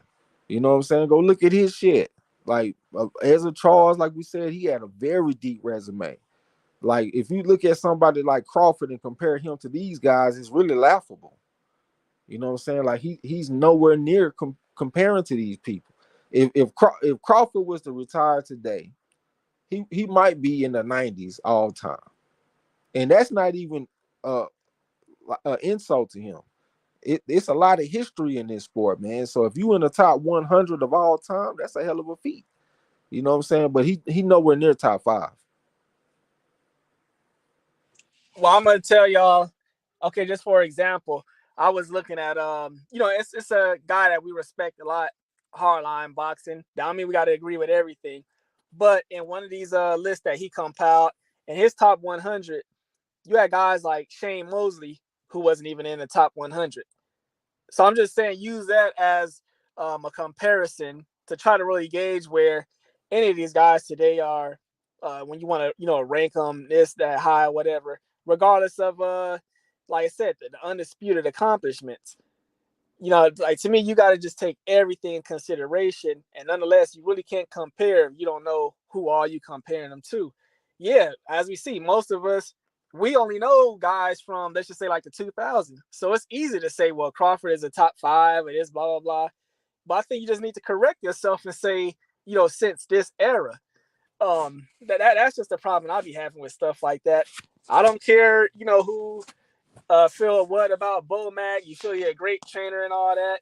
We can't even verify he a great trainer because he's really only did this with one guy so far. And then yeah, he got through a bone. He got guys like Keyshawn now. I mean, yeah, you got through a bone. That's a great talent. You caught an alley oop on that. But I'm gonna pass it and let I see D'Lo then came on. I'm gonna let D'Lo get it. What's up, D-Lo? Salute to you. Hey, what's up, fella? Salute. Uh, I'll give Bo Mac credit for the work he did with Jamel Herring, for sure. And I think they got a good I think they got a good thing going, and they're building something over there. I know they work with a lot of fighters that we've never heard of as well. But as far as the Crawford, where he stacks up, and of course I'm coming in on tail end of the conversation, but I'm assuming somebody said that if you were to become undisputed in another two weight divisions, it'll be catapult him to like the upper echelon in the pantheons of boxing annals and all that. Um, I look at it like this, man. If I look at the landscape of boxing right now, with Terrence Crawford being 35 years old, if somehow he became super active and fought 2 times this year, knocked out Errol Spence Jr., and then went on, just say he said for shits and giggles, fought Keith Thurman, knocked him out. Fought Boots, knocked him out. Moved up to 54, knocked out Jamel Charlo. You know what I'm saying? Became undisputed in that division. Beat a couple more guys at 54. Gave Jamal Charlo his fantasy fight. Beat him. If he did all of that, which I mean, and that's way too much to ask. I don't even think the guy will probably fight 5 more times. But if he did all of that, I still couldn't put him above, some of the greats. That I'm not even going to talk about way back. You know what I'm saying? To the days of Sugar Ray Robinson. I'm talking about. I couldn't even. I mean, yeah, I could say he has some great accomplishments, but I couldn't just catapult him past, say, a Roy Jones Jr. You know what I'm saying? And guys like, I mean, it's so many guys. I mean, it's hard to. I mean, I know right now he's fighting, so it's easy to say, well, oh, look at what he's doing right now. But see, I don't get sucked into that scenario where it's like I get tunnel vision, all I can see is the guys right now. You know what I'm saying? I don't do that. I look at it like, hey, these guys are cool for this era, cool for right now. And that's just what it is, and they don't take away from them because guys can only fight in the era they fight in. But I definitely don't think that if the guy has done enough work or even has time to do enough work or could get the scalps needed to put him above some of the greats. I mean, even in the divisions he fought in, you know what I'm saying? Like 140 is a little different because it doesn't have the history that 147 has, or the history that 135 has, or the history that uh I even say 154 probably has better names historically than 140. Most of the guys that did their thing at 140, they did more at 47. So it's just I just can't see it, man. I don't, and I don't look at these guys today and be like, oh man, he's better than Sweet Pea Whitaker. Oh man, he's better than Winky Wright. He's better than this person. I don't do that. And that's like, I don't feel like, just to change it to basketball. And I know everybody might disagree with me, but I don't feel like I seen the best players that ever played basketball all played in my lifetime. I just find that hard to believe. I find it hard to believe that Kobe Bryant, LeBron, um, Kareem, and Michael Right. Jordan are the top four, or in some way, shape, form, or fashion they ever played the sport. I just find it hard to believe. So to me, I feel like people are creatures of the moment, especially in this era with the internet. You know, I call it the microwave generation, and it's like you they can't see anything for what's right now, and like they argue about stuff, and it's like they don't know how stupid they sound. Like I don't know if y'all saw what I posted in the Discord, where these guys were talking about how basically that Floyd Mayweather would just undress Sugar Ray Robinson. You know what I'm saying? And I was like, I can't see it. You know what I'm saying? But it wasn't even just that. It was the criticism of Robinson that the guy put in the post. Like Robinson was just some guy that was just fortunate for, like, he just came along at the right time. That was basically what the guy, tried to post. And I mean, and these people post shit like that all the time. And they're serious and they think they're credible. Sorry about the long rant, y'all. Sorry. Sugar Ray Robinson will beat the brakes off Mayweather. I'm sorry to inform everybody of that. Thomas Hearns would beat the brakes off Mayweather. Let me tell you a good fight for Mayweather. Kid Gavilan. And that's somebody that Sugar Ray Robinson beat twice, if I'm not mistaken. At least twice. Tell me Kid Gavilan wouldn't give Floyd Mayweather a hell of a fight at 147. And then Floyd Mayweather, he ain't even a natural 147 pounder anyway. You know, he ain't the biggest. Sugar Ray Robinson ain't never fight below 147. He fought as high at 175 when he fought Joey Maxim. I think he too big, too strong for Mayweather, and too, a combination of size, strength, skill, all of that shit, man. Toughness. He had one of the best chins of all time. That motherfucker took 25 unanswered punches against Carmen Basilio. Then he came back and put hands on Basilio, made him regret that he did that shit. You know what I'm saying? And this is at 160. This ain't even a natural 160 pounder. We never seen him fight at 147. All of his footage is at 160. You know what I'm saying? So yeah, man, the motherfucker say something like that, shit just crazy. And to respond on what you said about Crawford, if Crawford went out there and did all that shit that you said, I would give him some respect, and I would put him like top 80 or top 70 or something. I'll give him some respect. That's a And long way from top 5. it's a long way from top 5, but look, somebody like Evander Holyfield, I see him like number 50. So I'm just using him as a reference point. And he fought the who's who of of his era, of his day. You know what I'm saying? And he won some, he lost some, but he mainly won them though. I would say that Crawford would probably be like top 70, top 80 or something. You know what I'm saying? He'll have some good feats. I'm assuming he gonna retire undefeated. He ain't fought as many top fighters as Holyfield, but he did fight some good ones and he got some wins. So I would give him that credit, but I definitely couldn't give him top 10, let alone top 5. Yeah, I agree with that. Hey, I'll say one more thing, man. When you listen to these people, they make up they make up shit that ain't real. Like, you know what I'm saying? Like, they'll say, if such and such does this, he'll be the first person to ever do it. I heard a guy the other day, and I mean, it was a bunch of people on the panel with him, and I know somebody had the no belt. I was actually listening to the replay, but the dude was like, yeah, if man, if Terrence Crawford goes up there, if he beats Errol Spence Jr. and becomes undisputed, he'll be the first time ever somebody that became undisputed in 2 divisions. And I'm saying to myself, like, yeah, that would be true in the 4 belt era, but that ain't what he said. He said, like, nobody's ever been undisputed in 2 divisions in boxing, and nobody checked that shit. I was like, man, after that, I just went ahead and found something else to listen to. See, I'm telling you, like, I think them dudes, they younger than me. Like, these are like little 22-year-olds, and they been These watching cats boxing. Like, are older than me, man. oh, come on.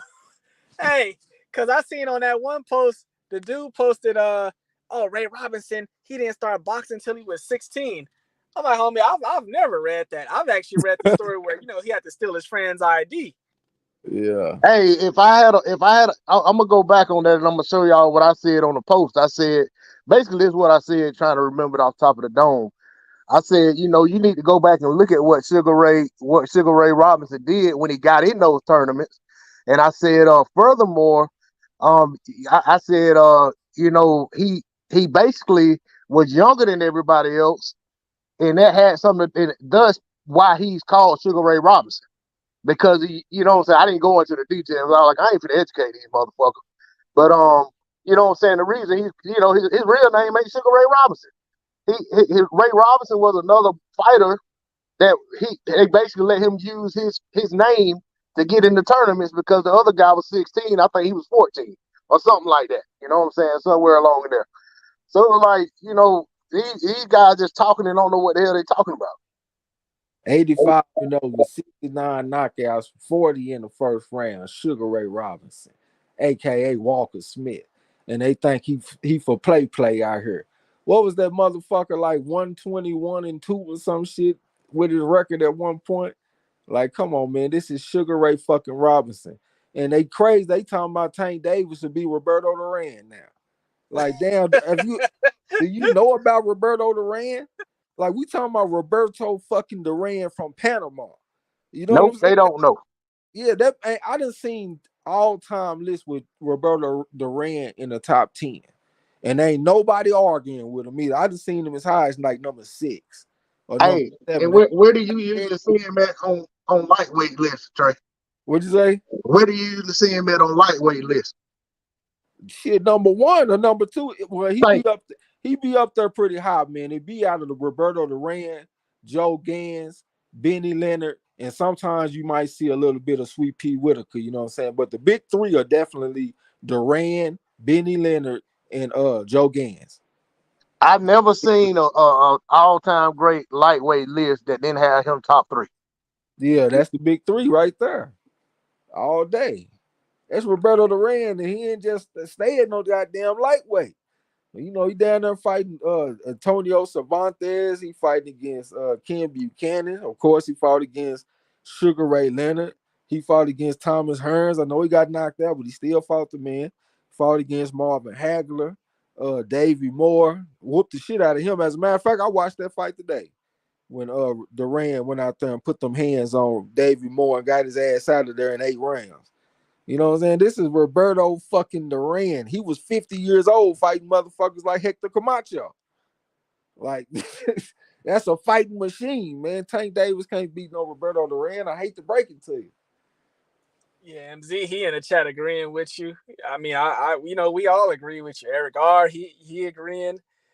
I mean, hell yeah, this is just, you know, ridiculous. You know, my thing is, if you're gonna rate, let's just say some of the common names that you hear, for example, Duran. If you're gonna rate certain guys above Duran on your all-time list, for example, at least do them the respect in the history of boxing as a whole, a respect. Research the guys that you putting them over before you just put them over there. Yeah, the best place to go is Hardline videos. Go to his career breakdowns, and he gonna put all the names on the screen. Like he break them down in sets of 20. And he look at all the fighters that they fought in them 20 fights, and then he break them down like how many top 3 opponents, top 10 opponents, how many champions, how many Hall of Famers. And he do that shit for every 20 fights of their entire career. Sometimes the video be 40 minutes long, like with Sam Langford and Jack Britton and you know, fighters that got them big, deep amateur, I'm not amateur, but deep professional records and shit, you know what I'm saying, the resumes. And you will see how great these fighters were. Yeah, I agree with that. You know, and that's the thing, man. Like I said, man, people get caught up in right now, and like I hear people who consistently take a dump on athletes of the past. You know, they think that, you know, everything in the world gets better, you know what I'm saying, with time. I mean, to me, I'm gonna keep it 100, man. I don't know how y'all feel, but like if I look at myself and my cousins and brother and all of us, and then I look at my uncles, and then I look at my granddad and his brothers, I feel like we're watered down versions of them. You know what I'm saying? Like those men were hard men. You know what I'm saying? Like if I look at my granddaddy and his brothers, like those guys were made different. You know what I'm saying? Yeah, technology might have came along and there's better vitamins and all this stuff, that and the other, and different exercise regimens and all that. But it's hard for me to just say that these fighters of the day and athletes of the day are superior to athletes of yesterday just because they're around today. I mean, it just, you know what I'm saying? To me, I can't see it, man. You know what I'm saying? Just based off my own life experiences, you know what I'm saying? I just don't like, man, I know guys that were high school football, like guys going to college. I mean, in great shape, messing around, grabbed this old dude, you know, one of the dudes' daddy, they were playing with him. Dude was like 60 some years old. And this guy, but he was an old dude in shape. They done grabbed him playing with him, man. That man turned them every which way but loose. You know what I'm saying? I mean, had them just hanging upside down, man. That was the worst thing they ever could have done was start playing with that man. He made sure he showed them that he still was a viable threat. Even though they were playing, he wanted to let them know that you know what I'm saying, he still had something in him. And I just look at stuff like that, man. These guys, they look at these guys today and they're like, oh man, this superior, this. I even hear ex-professional boxers say that stuff. That these athletes of the day are superior to athletes of yesterday. Boxers, basketball players, everything. Like it's just inherent. They're just better, just because things get better with time. And I just feel like it's more to it than that. Man, you had fighters like Harry Grail back then. That motherfucker used to fight to stay in shape. He ain't even trained. He just have another fight to stay in shape. You know what I'm saying? Like they say that they had higher testosterone back then, and I think I believe it. When I look at some of their physiques, like young Peter Jackson, for example, or if I look at what's the first black middleweight champion that beat Harry Grail? Uh, the preacher man. He was southpaw. I can't think his name for some reason, man. The first black middleweight Talking champ, about from Georgia, the one from Georgia, Tiger Georgia Flower, Deacon, yeah, Georgia Deacon. the Georgia Deacon. If you look at their physiques and you look at their body fat percentage and shit, man, them motherfuckers look like they were made of steel. You know what I'm saying? And they ain't have all this shit that we got today. All the nutrition and all the cutting edge scientific approaches to training and all that kind of shit. They were just naturally like that. You know what I'm Trey, saying? this shit today is a shortcut. It's a shortcut so that you don't have to put in the work those guys put in. And at the same time, man, we got shit like drinking out of plastic bottles and shit, all kind of stuff that raise your estrogen levels and lower your testosterone. Like we got modern day advances that help, but we also got modern day hindrances too. That's bad. Using the microwave. All that kind of bullshit. They wasn't doing all that back then. You know what I'm saying? And they was true to the shit that they felt was important, like not having sex for 2 months and straight and all that kind of shit. You know what I'm saying? The stuff that they eating, drinking blood for stamina, all kind of hard nosed shit that they was doing. They don't do all that today, man. So I think they was on another level when it comes to the toughness. I was reading about fighters like George Godfrey, motherfucker have a fight, a hard fight. He out there busted up. Then he have another fight a week later. You know what I'm saying? Hey Trey, what about the ones that had full-time jobs, damn near their whole careers? Yeah. You know what I'm saying? Like these guys today, if they do got jobs, it's something like driving an Uber. Like you had them guys who had jobs, you know what I'm saying? Like might be working in a damn pulp mill or something. You know what I'm saying? Or working on what you call it, a milk truck or something, Yeah. delivering damn cases of milk all day or whatever. You know what I'm saying? Physical labor. That's my point. Railroad worker. Railroad worker, steel mill worker, whatever. Yeah. And I'm gonna squeeze this one in real quick. So Jesse Bam Bam Rodriguez, he is I think right now he's like 22, 23 at most.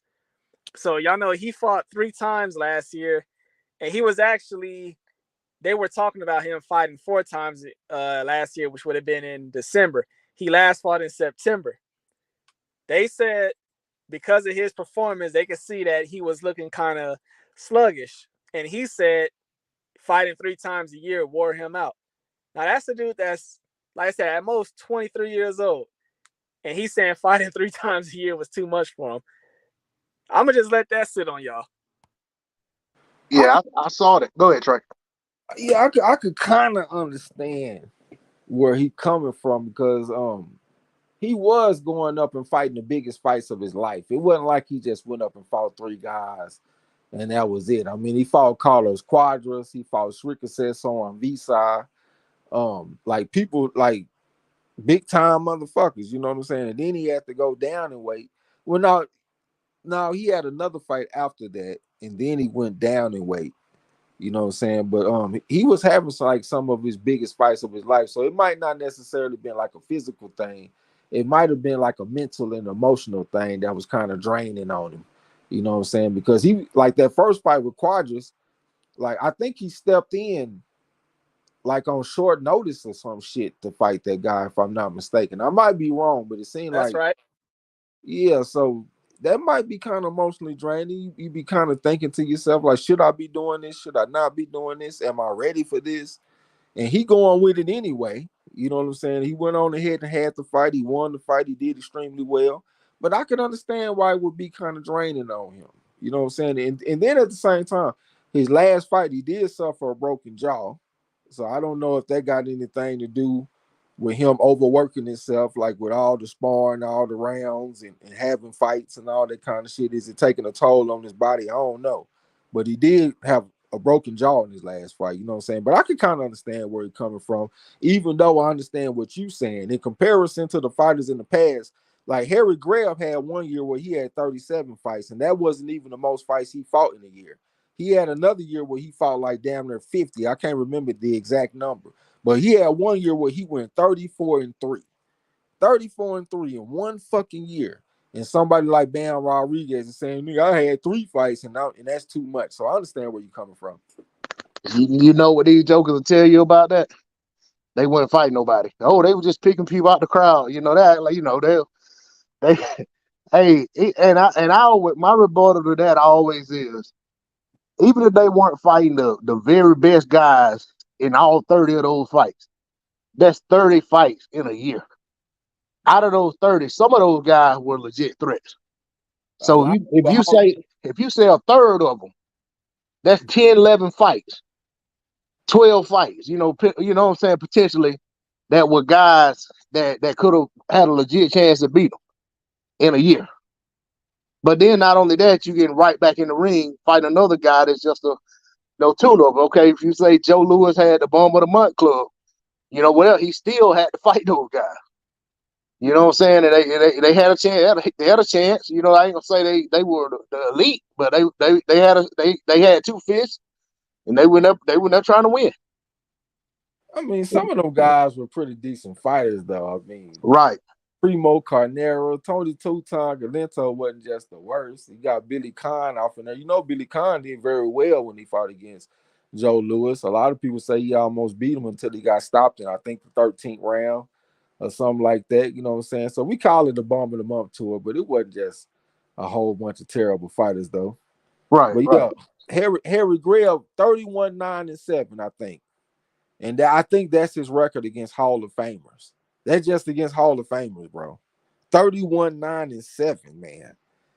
Like, But come but on. but because he fought years ago, we just gonna discount that, and because we see these guys today, these guys got to be better than those guys. Like, man, get out of here with that shit.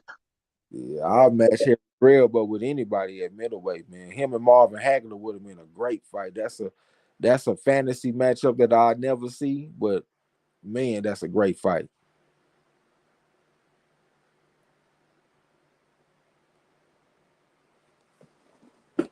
Well, I jump in the chat then. I don't hear this motherfucker hyphy chiming in. Gil Cole and them talking about that Walker Smith bad motherfucker. Ernest Davis said, what little bro was talking about Roberto? He said somebody said Tank will beat Roberto, and I'm thinking about and saying shit, not Roberto. Yeah, I think Roberto Duran is just too skilled, too big, too rough, too tough.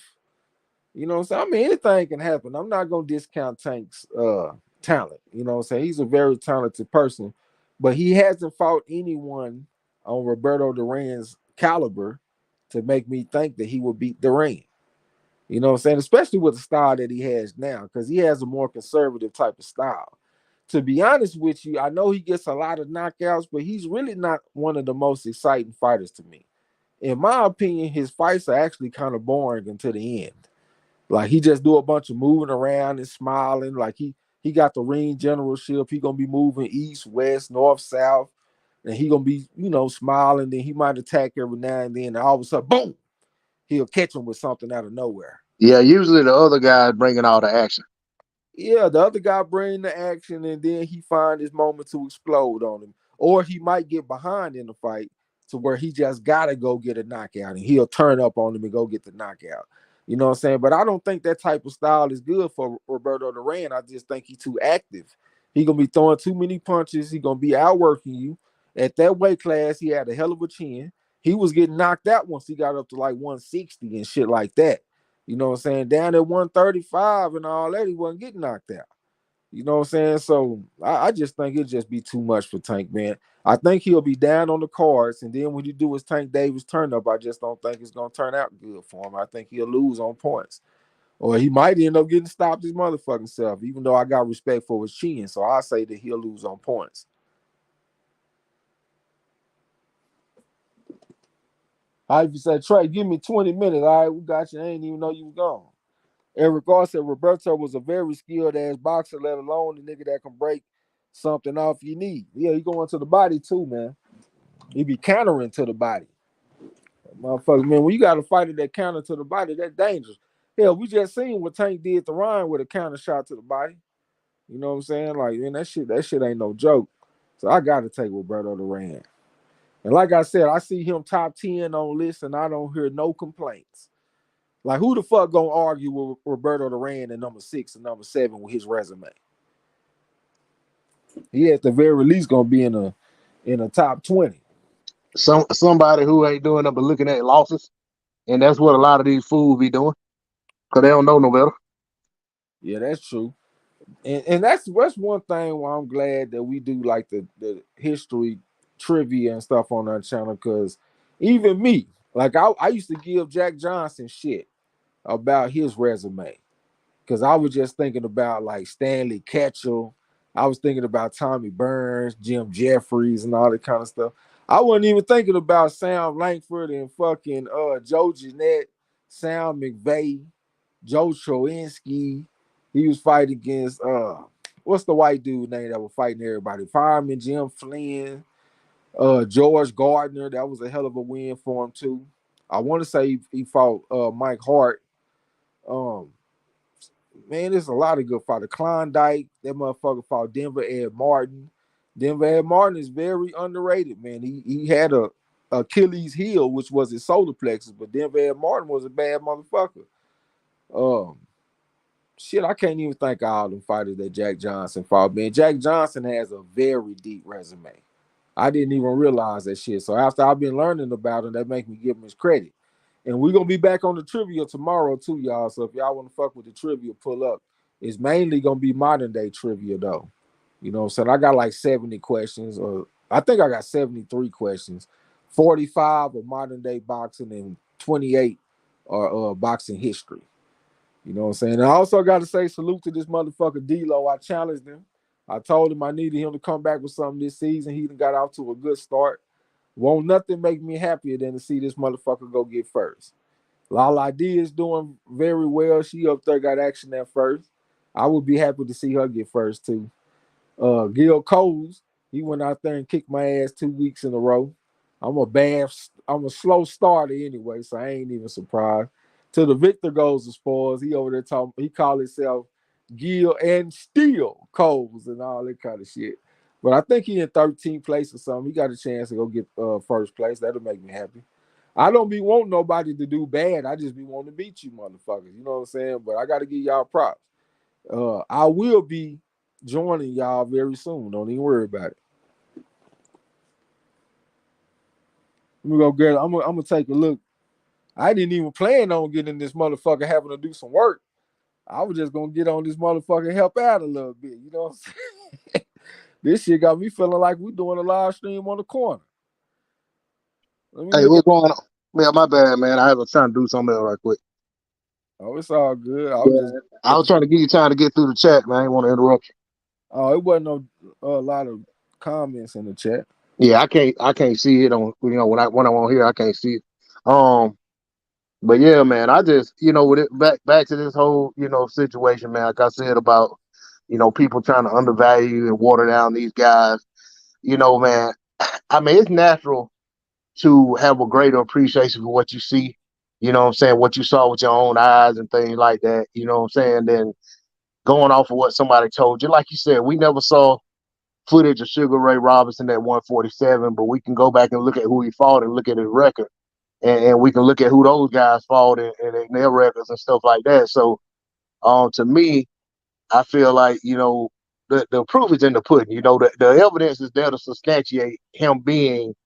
And it ain't like people didn't write back then. Maybe we don't have videos, but there's a lot of articles. There's a lot of people who wrote about in real time what they saw, and people who wrote about secondhand knowledge of what was told to them and passed down about these fighters of yesterday. So it's like, to me, you got to take all that into consideration, and you got to look at the amount of work that those guys put in.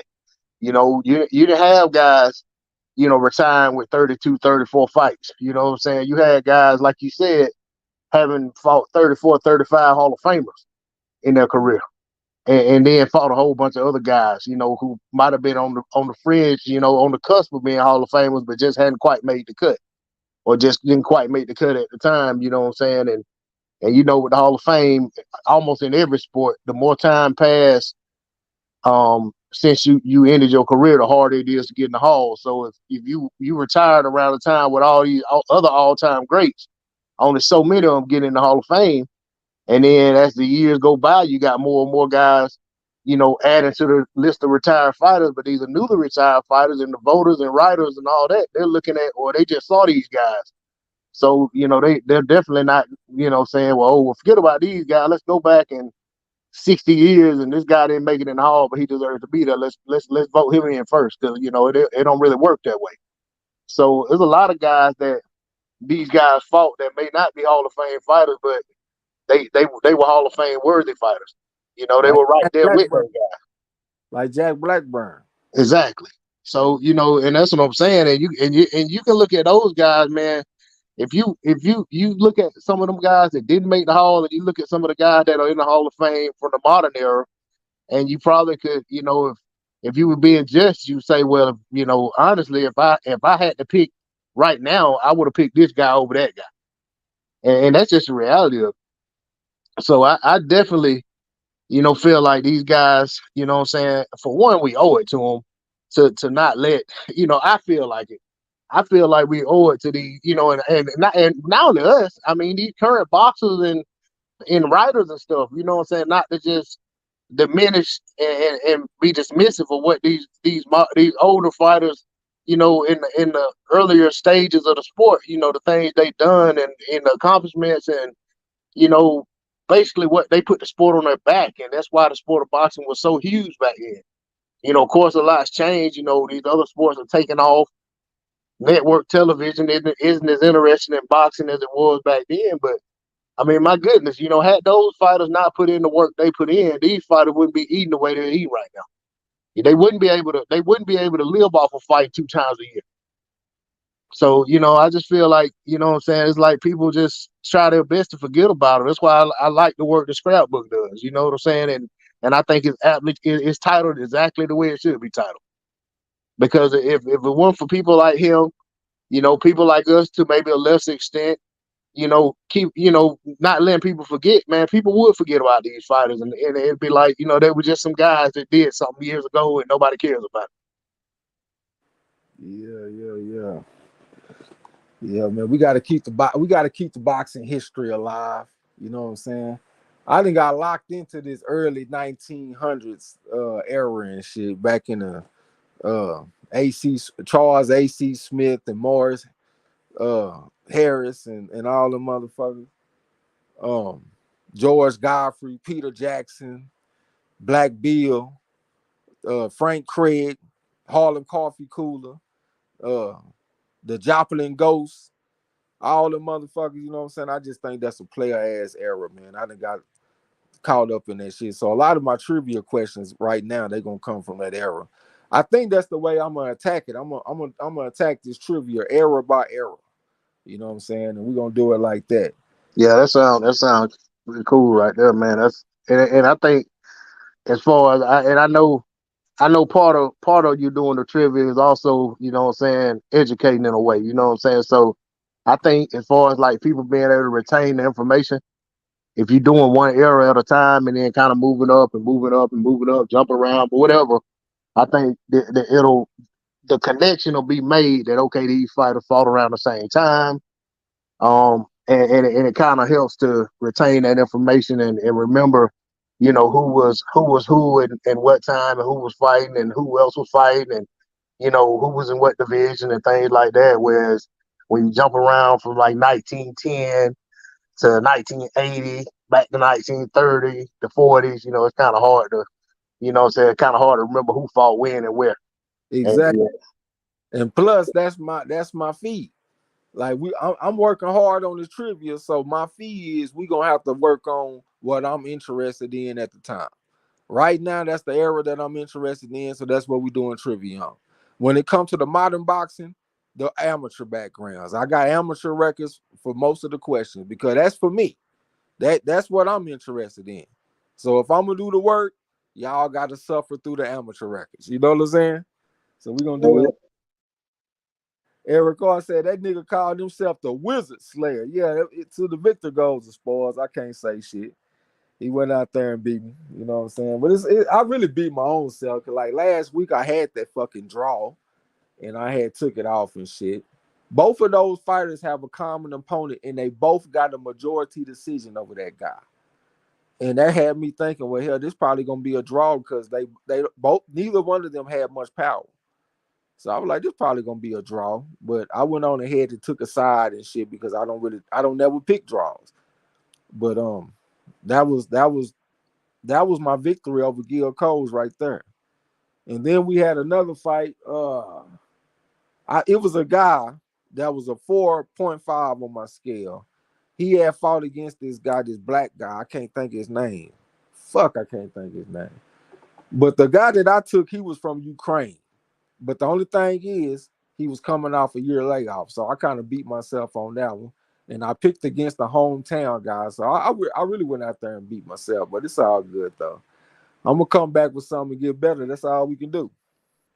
Get better. yeah, yeah. I know. Give MZ his props. You know, he got out on me this week. He went ahead and closed me out. You know, you got 2-1 in the series. So you know what I'm saying, he won the trilogy. But you know, I felt the same way, man. I had that rematch with a young guy, I can't remember the name. He got stopped by the older dude, and then he rematched and I picked him to win by decision. I actually had him by KO. I don't remember what round I had him by, but I changed that to decision. And then the other fight I had where I had knockout and I changed it was God, I can't remember what it was. Was it Stevenson fight? No, I had the Stevenson fight, Stevens or whatever his name was. I had him by decision, but I changed it to stoppage. So that would have, you know, those would have helped me, would have gave me points to, you know, get over the top. But man, which I wouldn't have, I wasn't the only one, I'm sure. I had every fight right except for the draw, as far as the winner. You Yeah, know what I'm saying? So one for that, one for that draw. If I'd have got that one right, you know, I would have had me a PAC. I'd have been in really good shape. As yeah, far as, you pick 80% and MZ picked 82%, so that's pretty good. You know what I'm saying? You can't complain about that, nigga. I had 62 motherfucking points. Without that bonus, I was at 55%. That shit is unacceptable, you know what I'm saying? But it's all good though, man. It's gonna be some bad weeks from time to time. Every now and then, I'm pretty sure Jordan went out there and went 3 for 17 or some shit. You know, 5 for 21 or some shit. You know what I'm saying? So it happens every now and then. We yeah, and disclaimer, you know, we did have a few voids too. So and pick it, like I said, you know, it really what we had like six or seven fights that actually got off, and then three voids or something like that. Yeah, the voice probably helped me. Hell, if it wasn't for the voice, I might have did worse than that. Right. I'm just saying. I just thought about when I said I had all the, you know, technically three of them. I didn't even have to make a pick. I just had to, you know, participate. Yeah. We're gonna come back with something though, man. I can't be the weak link around this motherfucker. Gil Cole's walking around this bitch like he King Kong or something around this motherfucker. And I ain't standing for that. You know what I'm saying? I'm looking at my name right now. I'm a number 36. But it's really just been one of them starts to the season. Cause look who down there with me. I'm at number 36, Napoleon number 34, Geneva Warren number 31, fucking Nick Harmer number 23. You know what I'm saying? It just started out like that. And they only like 10 points ahead of me. So it's just like that. Y'all think we really gonna stay way down here? Some motherfucking assassins. Y'all think we gonna stay in the 30s and the 20s? Y'all crazy as a Hey, mother. what that writing say on the mirror in the car? Opposite mirror. When they say the opposite mirror closer than they appear, huh? Damn right, damn right. Hey, I ain't gonna tell you no lie. With last year, not last year, last season, I ain't got out to a decent start, and I think you were probably like 3 or 4 places behind me, maybe about six, something like that. And it was probably about the week 4 or something like that. Every time I'm making my pick, I'm sitting here thinking, I'm thinking Walker. You know what I'm saying? And I'm saying to myself, like, man, if I can keep Trey X behind me, I'm doing good. And I was like, man, every week you got closer and closer. Then next thing I know, I'm looking up, be 30 points ahead of me. I said, I just beat that. Yeah, man, that's what we gotta do. Just keep chomping, keep chomping, keep chomping, like Marvin Hagler say, like Pac-Man. You know what I'm saying? Keep on Yeah, I chomping. went out there. I went out there and had one week where I think it was a bunch of picks. And I think it was like a possible 160 points. I went out there and got like 40 points. You know what I'm saying? Yeah, Hey, that was the beginning of the end. Then I started trying to take chances to make up the points I had lost, and it got worse and worse. yeah. Gil Coles, he number 13. He 10 points away from being in fifth place. So he up in the mix. Jesse Aguilar, number 10, 5 on the scale type motherfucker. Eric R, number 14. So he like 13 points away from fifth place. He in the mix doing good. Salute to him. Haplotype, number 17. He took the challenge and got up in there. Uh Hip hop number 1, number 21. He up in there. Yeah, I'm about to come walk everybody down though. You know what I'm saying? I'm gonna show y'all what I'm made of. Show y'all that Walker Texas Ranger shit. I can't show you if I start at the front. I gotta be behind so I can show you my walk down skills. You know what I'm saying? Starting this week, the walk down begins. What fights we got this week that's interesting? It seems like we got 15 fights, but we ain't got nothing that just except for that Canelo shit, unless you want to count that. And I I I hadn't don't I hadn't even really looked at them, man. I usually don't look at them until about Thursday. yeah, I hope y'all don't expect me to call that shit either. Hell no, I don't. Yeah, I'm already calling that Devin Haney versus Lomachenko shit, so I ain't paying for this Canelo shit. I'm sorry. I don't pay for Canelo fight. I don't care if I watch them. To be honest with you, I don't go. I don't. Man, please. I'm gonna have to holler at Hyphy and give me a link, man. I normally holler at Yasa, but Yasa out of town right now. So I'm gonna have to holler at Hyphy and get a link. I'm just gonna chill and watch that shit. Eric Arson, I gotta string up a few dubs so I can work my way into the Wizard sweepstakes. Oh, you want to come see the Wizard too, huh? All right, man. Just understand. I want y'all to understand that this motherfucker Gil Cole just done made it harder on everybody. If y'all done noticed, I ain't even been talking shit no more. I done got real quiet because I'm like D-Lo. That's how D-Lo got. He just got quiet and started cooking. And that's what I'm doing. I'm cooking. I got my mind on boxing. If y'all ain't noticed, I've been doing a bunch of posting about boxing because my mind been on boxing. I'm working on boxing trivia.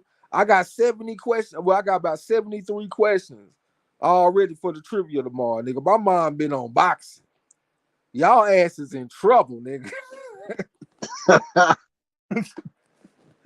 For real. Eric R said Hyphy links legit. All right, I think I might have got like maybe two links from Hyphy. I mainly get them from Yasa. He quick to drop them links. Hey, Trey, who was dude who cleaned everybody up on the trivia last week? That was He uh, he been around. Or that was somebody new. Rodolfo Rivera Jr. Yeah. That's right. I recognize the name. I'd have heard the name before. I just thought about it at the time. It didn't register, but yeah. Yeah, I didn't. I don't remember him being that good though. So maybe he is somebody that's new or something. But he went off in there and did his thing though. That's for sure. I remember the name. You know what I'm saying? Shit. Nah, I'm back. My bad. Hey, you gonna have a link for the Canelo fight on Saturday? Man, I'm gonna have links for everything, boy. Then drop a link for your boy.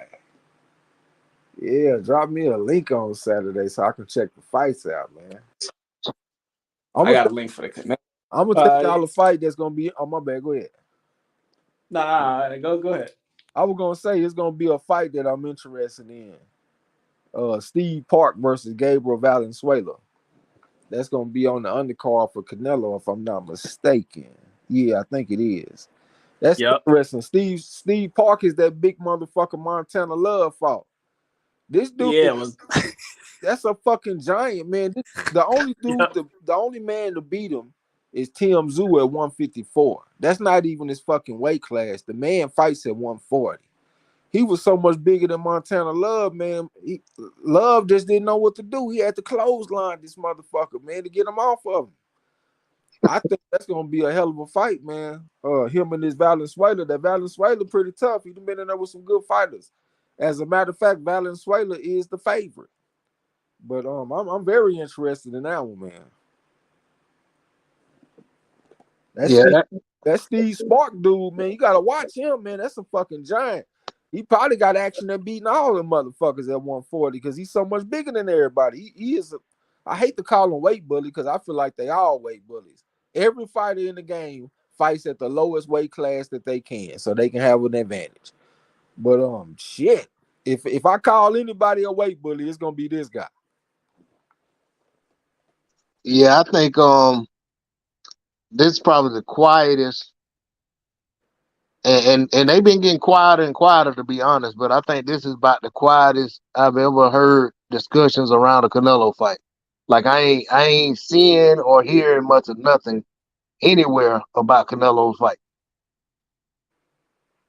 Yeah. See, that motherfucker Ryder might go out there and fight back. I know he ain't I no think he punk. will. I think he'll fight, but I think he's gonna come in there and try to win. I think he's gonna come up short, but I think he's gonna come in. I don't think he's gonna. He ain't gonna be like that fielder. You know what I'm saying? I think he's gonna go out there and give it his all. I mean, he fought a damn good fight. Like I said, I made a video about it. I thought he beat Callum Smith. I felt like John Ryder when he fought Callum Smith with Canelo. That's what made Canelo feel like Callum Smith was, good. He was a good. You know what I'm saying? He had a good chance at beating him because prior to that, you know what I'm saying, Canelo was cool with just having that regular belt at 168. He went and fought the guy that Callum Smith had already knocked out in fielding. So you know what I'm saying. I felt like when he seen what him struggle with Ryder, I was like, yeah, Canelo, and I think I said that in my video, like, yeah, Canelo will probably fight him now. And it wasn't long after that, Canelo, you know what I'm saying, put his name in the sweepstakes. Yeah, he went out there and got a win over Danny Jacobs and shit.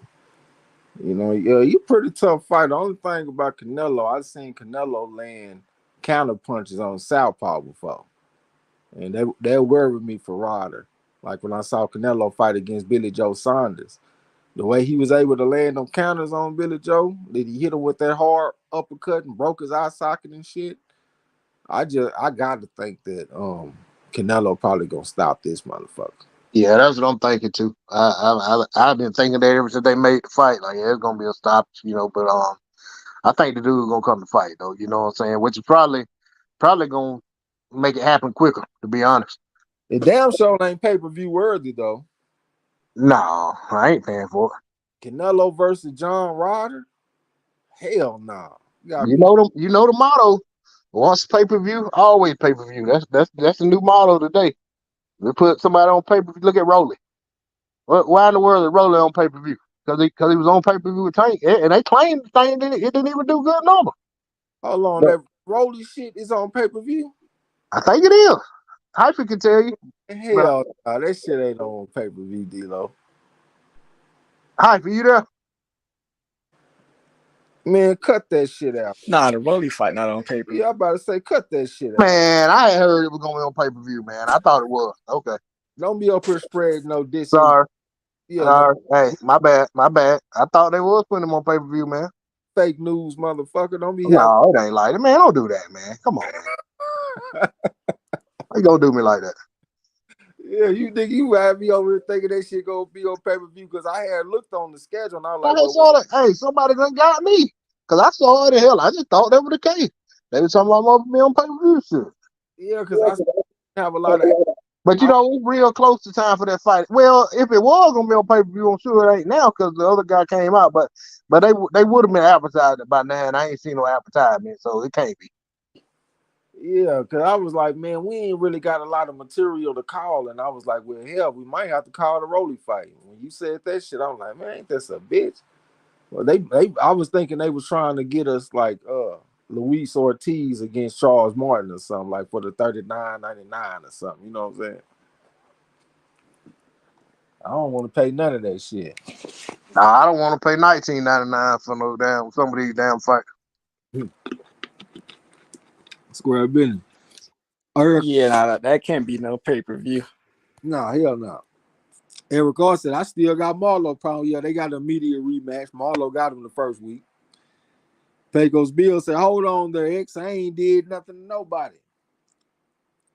I don't know what I said that you did. Eric Carr said Montana Love won the Royal Rumble but lost the fight. He did, man. That was a hell of a clothesline. But that was a big, giant motherfucker. Eric Carr said Canelo better stop him early. Now, I can't see it early.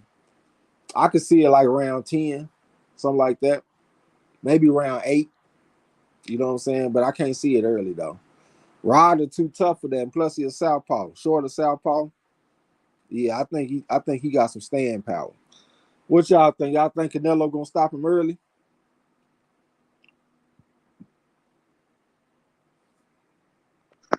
I'm gonna say mid rounds. Yeah, that's where I'm at with it, man. I'm 6 or 7 on it. Five between 5 and 7. 5 and 7. I think it took him 9 to get Billy Joe out of there. Billy Joe is an Olympic silver medalist, so he probably should be ranked ahead of John Ryder. So yeah, you probably right. Probably about 7, 8, somewhere off from there. Pecos Bill said no fake news. Yeah, we don't need that fake news, man. Uh, uh, rumors, what they say, pay-per-views and rumors of pay-per-view. You know what I'm saying? We don't need that shit. Eric Carr said, not the brand, bro. Maybe he talking to one of y'all because I don't even know what he talking about. I'm on this gas though, man. I got some shit called Southern Roots or some shit like that. It's spelled with a Z. And it's some exotic shit. It come in a pack that look like a Swisher Sweets package or something, but that shit's some gas. I've been skywalking like a motherfucker. Well, since you mentioned it, I got the computer on now. I'm gonna just go ahead and look it up. Southern Roots strain. Southern Root with a Z. Southern Roots with a Z. Yeah, with a Z, and it got a Z at the end with the roots too. In the front and in the back. Oh, okay. Yeah, Premium exotic indoor flower from Cali. Got that stamp on there from Cali. Yeah, I just looked that up and confirmed it's gonna be on regular Showtime. Regular showtime. Yeah, my bad. We probably gonna call that shit. Yeah, it was May 13th. I think it's still gonna be on the same day, right? I don't even know. Yeah, I mean that's what it was when Puello was still on. It was still fight on the card. They ain't even, man. I don't even think they done made their mind up whether or not they gonna strip Puello. Last time I checked, you know what I'm saying, when I was reading on it, they was still I guess, contemplating on whether or not they gonna strip it. Cause he's trying to provide, like, I guess, medical reason for why he was, taking some stuff, trying to have a baby or something, him and his wife trying to have a baby or something. Who is that? Puello. Oh yeah, motherfucker testing positive and shit. Yeah. So I think it's like, kind of like you know what I'm saying. I guess they're gonna have a hearing or something. I don't know what they're gonna do, but as of right now, I don't think he's been stripped. We got that Joshua Botsy fight this weekend too. He fighting against an undefeated motherfucker, that Pavel Stapien or something like that. That might be interesting. Botsy ain't fought since he fought Spider Richards. When was that? Like last June or something? Yeah, then he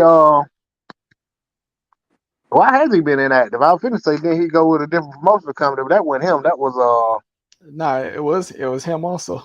oh, it was him. Okay, yeah, he left he left. Somebody went to Matchroom or left Matchroom, went somewhere else or something like that.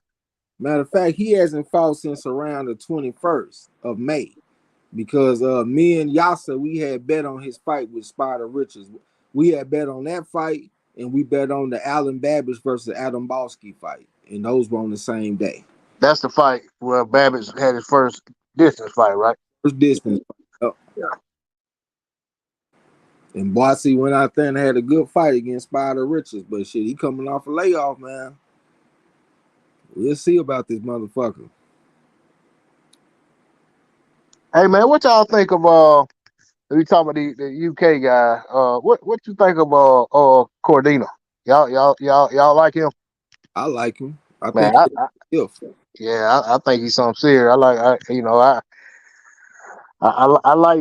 not only his fight style, but I like the mentality, right? You know what I'm saying? He went out there and basically the IBF stripped him because he wasn't able to defend his title against this dude. I forgot his name.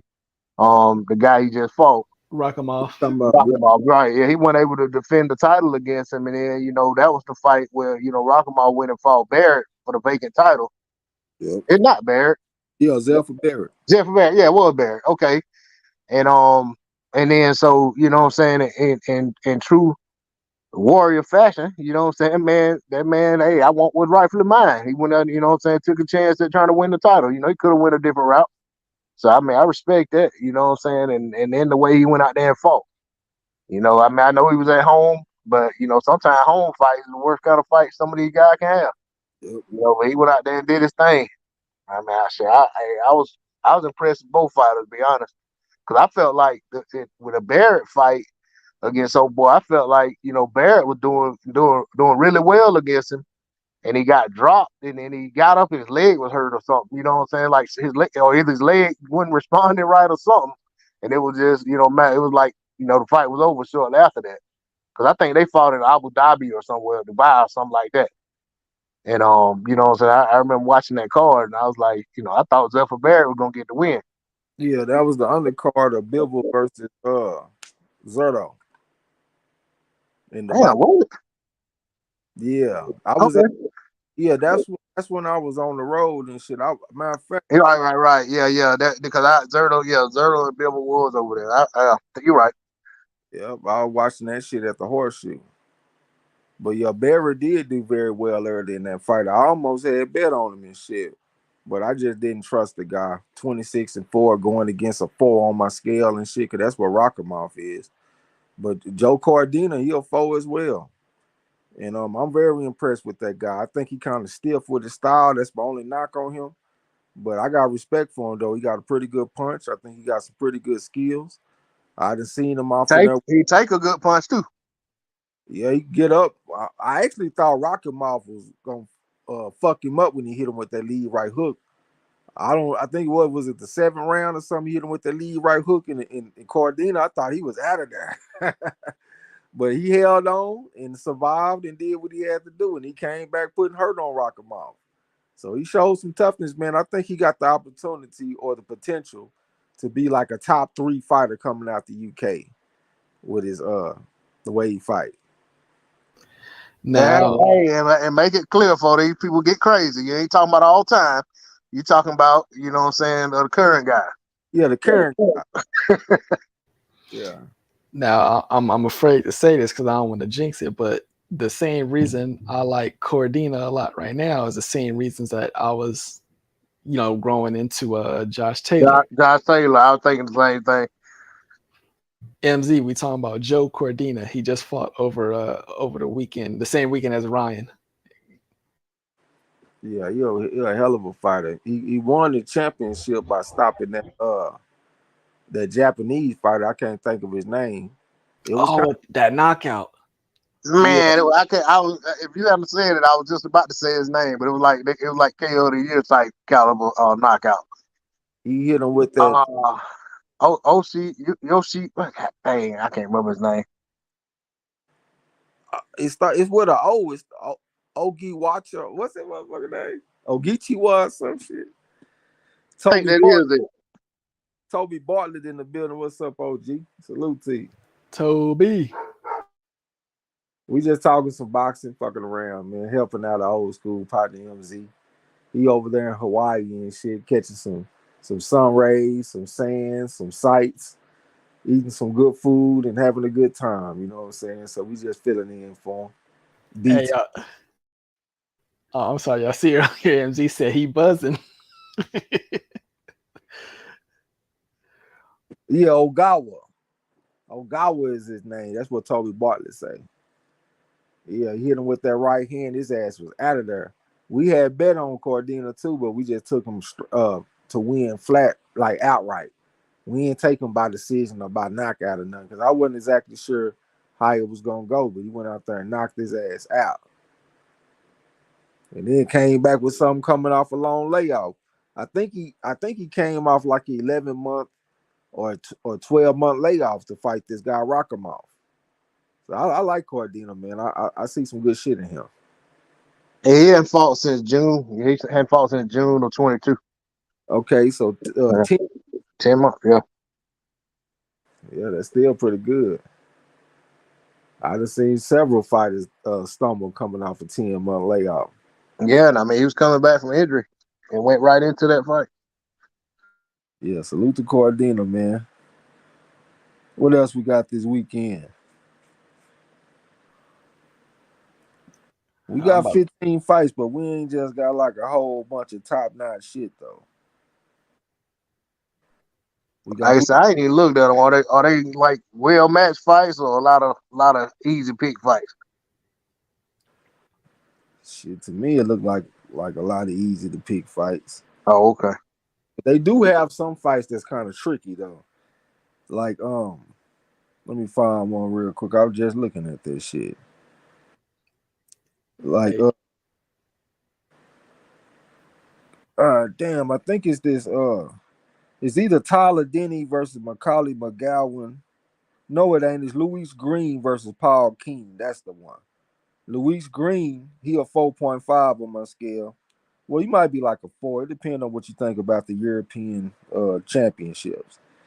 I guess I have to reduce it because if it was the European games, I might give him 4.5. Since it's the European championships, I'm gonna give him 3.5. And he going against this guy Paul King, but they fighting in Paul King's uh neighborhood, like his hometown. His literal hometown is where they fight. And they got King Green as the favorite. But like I said, they fighting in King's hometown. From what I've been seeing with picking these fights, man, whenever I go against a hometown guy, because I actually went against that guy. I went against a hometown guy last week and picked that Ukrainian and lost. You know what I'm saying? I also went against the hometown guy when I picked Alan Babbage. They had that fight in fucking Poland because that Polish guy, his team won the purse bid. And I picked against him and went out there and lost. I didn't even look at the location on that fight. Yeah, so every time I go against the hometown guy, I lose. I want to pick Luis Green because of the amateur background, but I might have to pick fucking Paul King because it's a hometown advantage. Well, that's gonna be an interesting one. We got Alexander Ghazi coming back this week. Yeah, I did see that. He fought probably about 2 months ago. Yeah, I forgot about that. This ain't his comeback fight. He already had a comeback fight. You right about that. But he yeah. fighting this weekend. Julio Cesar Martinez fighting this weekend. 230 and 20, motherfucker. He fighting against some guy named Ronald Batista. I can't say that I know anything about him. Nathan So Ross. they finally done gave up on that damn him against one of the Royal twins. They finally done decided they gonna just let that go. Now I think I saw an article that said Arroyo still looking for that fight. Like they might do that fight next or something like that. But hell, what has Arroyo been doing since then? Has he been fighting? I don't think so. I Man, could be wrong, but I don't think he's been fighting. yeah, he gonna end up getting stopped. He going that fight cold. Ain't fought nobody. And this guy been active. Yeah, they was already knocking each other down and shit. Right. Then we got this Beck Nurmagomedov or something like that. He supposed to be a pretty good fighter, deep amateur background and shit. He fighting this weekend. So I want to check him out. He fighting on his own. So we can get a chance to get a look at him. Tyler Denny versus Macaulay McGowan is going to be a pretty good fight over there in the UK. Tyler Denny ain't got no knockouts. That southpaw motherfucker, but he done beat some pretty good guys. As a matter of fact, we bet against him not that long ago when he fought against Bradley Ray and lost. You know what I'm saying? So I know that this Tyler Denny, he come to fight, even though he ain't got no knockouts. Evgeny Tishenko, he's a guy that's kind of disappointing. Well, I guess I can't call him disappointing, but he got a loss already, but he got a very deep amateur background.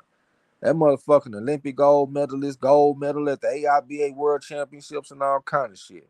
I can't remember who the fuck beat him in the pros, but he already took a loss early in his career.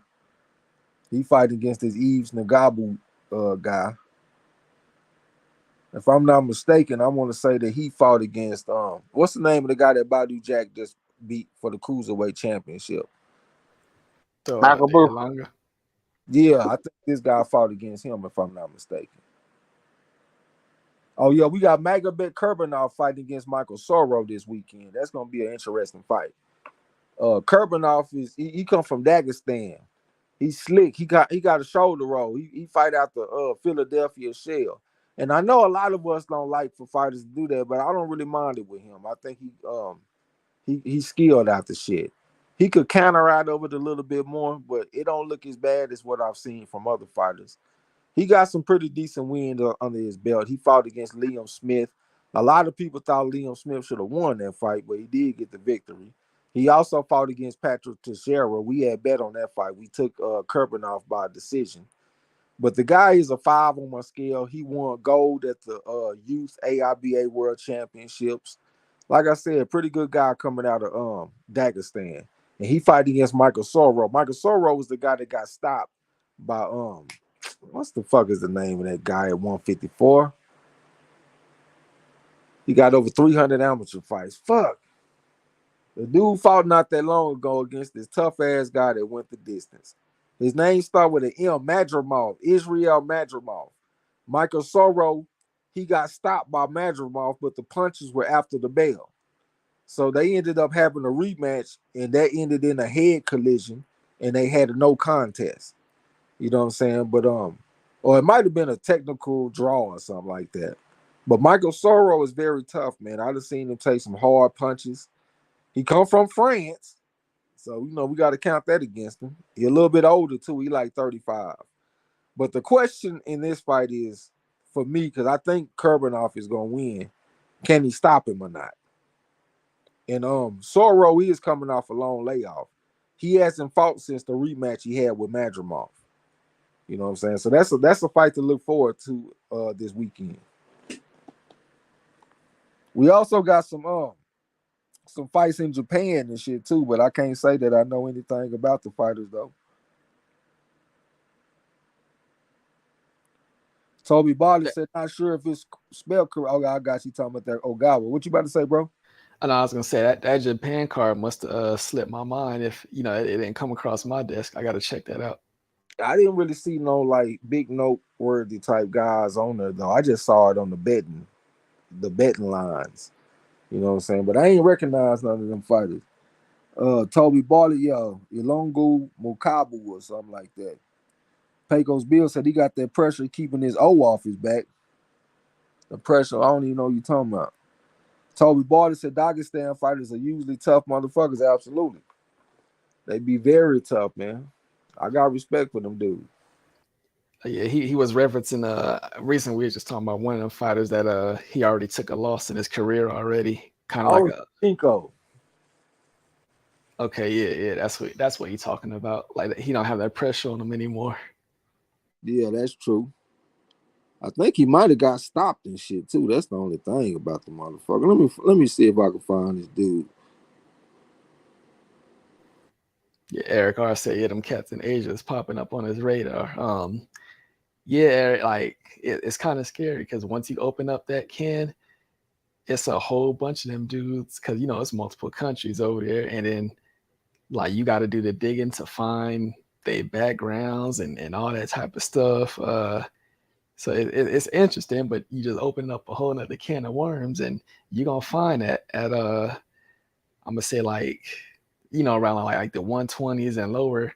You're gonna find some real good cats as far as amateurs and stuff. You're gonna find some good fighters that's coming out of Asia. Yeah, like this Evgeny Tishenko dude. I'm looking at him. He got an Olympic gold medal.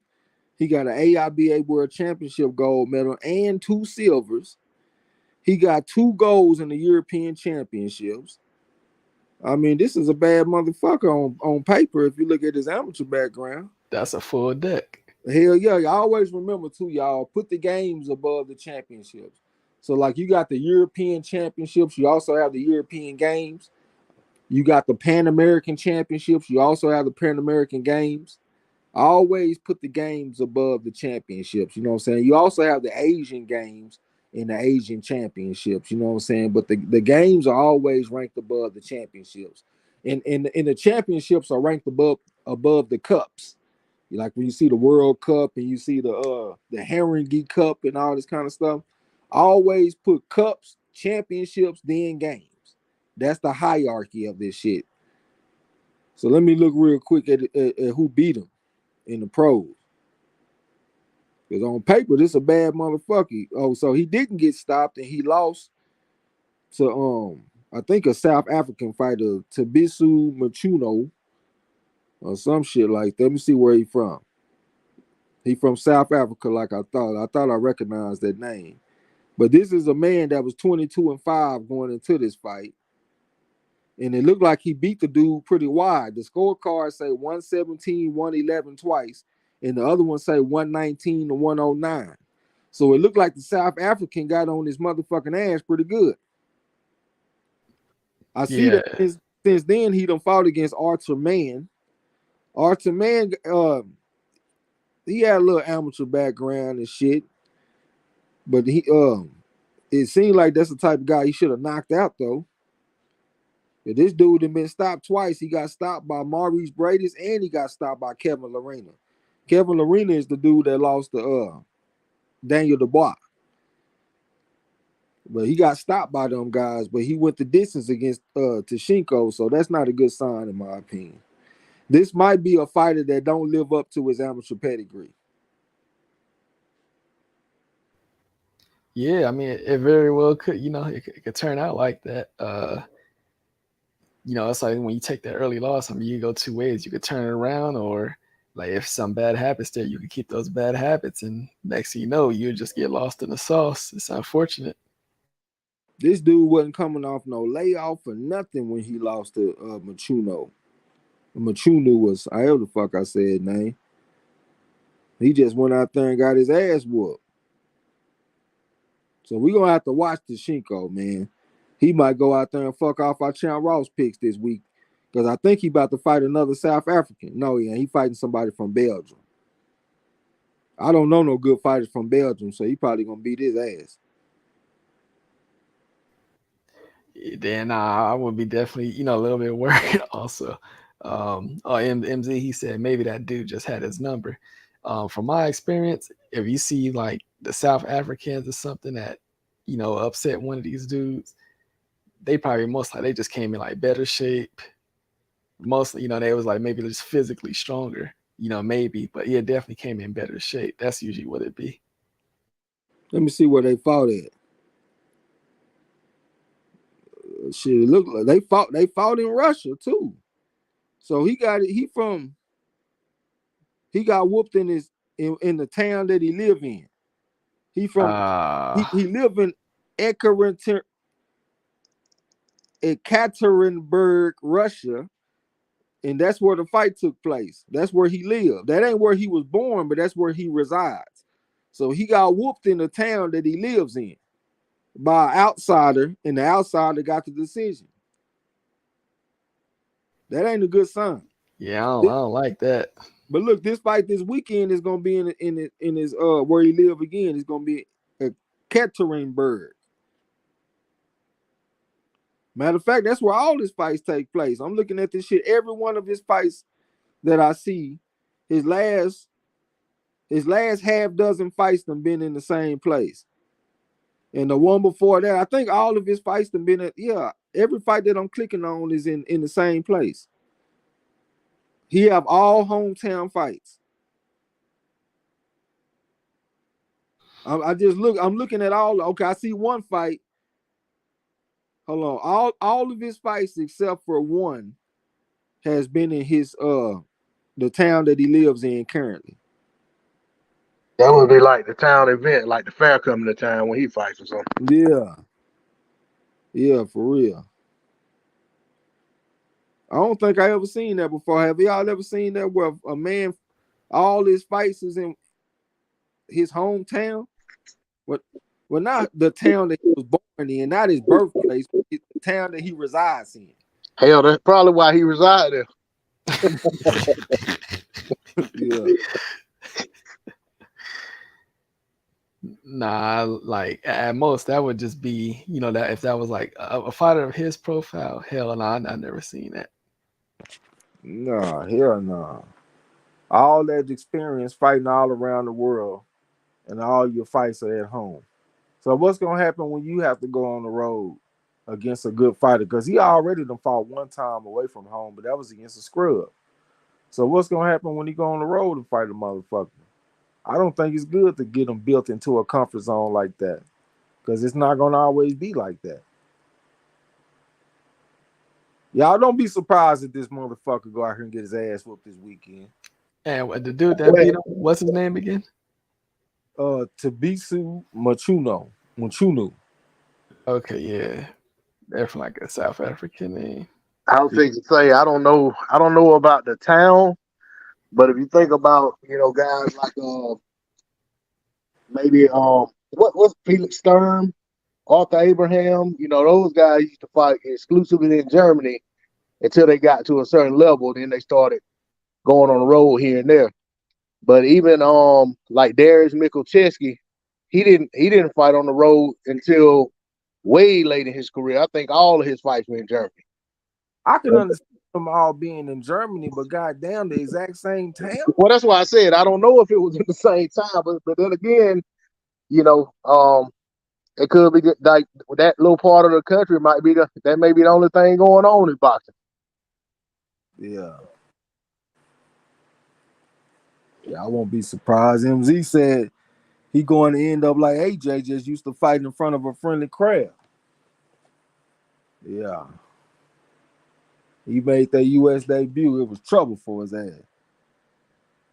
What Eric Roy say, whoop him on his front porch.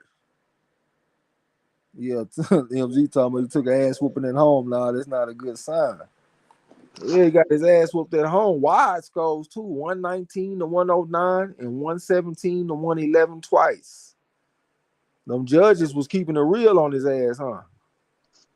Yeah, I thought when AJ went with Derrick James, I know it would have took a while to put it together because in the UK, all they got to do is say they want to fight. They got venues ready to go, willing to put on this fight.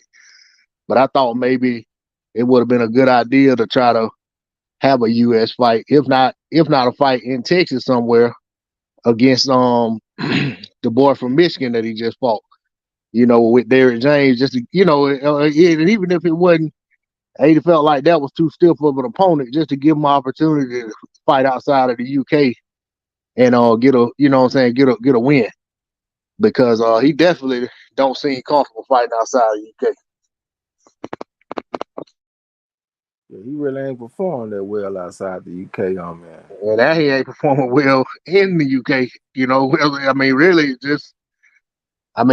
I guess you give him the Pulev fight I thought he did very good, but I think Pulev was the type of fighter that AJ was licking his chops the whole time. He couldn't wait to get the opportunity because he knew Pulev was food. Yeah, But how wide that man hold his hand. right, so but That but motherfucker begging for a right hand. exactly. But you know what I'm saying? If you look at the Ruiz rematch, I mean AJ did what he had to do to get a win, but in no way was that the performance that people tried to put on that it was. And you got to give, you got to look at the way Andy came to the fight too. I mean, I give AJ credit for being in shape and fighting his fight, but you can't just overlook the fact that Andy just, what I'm saying, he shit the bed. Yeah, he tripped the fuck out. But I give him a little credit for Jermaine Franklin though, because Yeah, Frank, yeah, most definitely. But I was just saying before that. yeah, because I thought he looked okay against Franklin. A lot of people shit on his performance, but I thought he was okay. And he Yeah, went I thought he took a more right hands than he should have, but Franklin didn't have the power to really do nothing about it.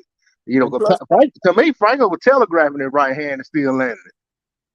Franklin is a 3.5 on the scale. That's a United States national champion, so that ain't Right. something to sneeze at. You know what I'm saying? And plus, he had just went 12 rounds with Dillian White. So I wasn't surprised that he landed a few punches on Joshua, but I thought Joshua looked okay. I gave him like a B minus for his performance in that fight. Yeah, with me, the main thing that AJ need to do is just stick with a trainer. And I think he needs to stay where he at, get fights on this belt. You know what I'm saying? Whoever he's fighting, and just if he take another loss and if he still wants to fight, he needs to still stay with that same trainer because all that trainer hopping. I mean, we see what that's doing for Josh Taylor.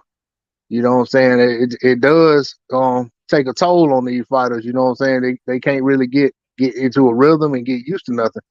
Doing all this jumping around from trainer to trainer. Sometimes you go out there and take a loss. It ain't the trainer. It's just, you know what I'm saying? You just weren't the better fighter on the day. That's why I got to take the takeover over the motherfucker, man. Oh yeah, because all this trainer stuff and the injuries, and he's had a lot going on in the last year, man. It's been Oh, bunch of year and a half, 2 years. all these motherfucking layoffs and shit. The man been injured. The man ain't got the trainer that had him looking good.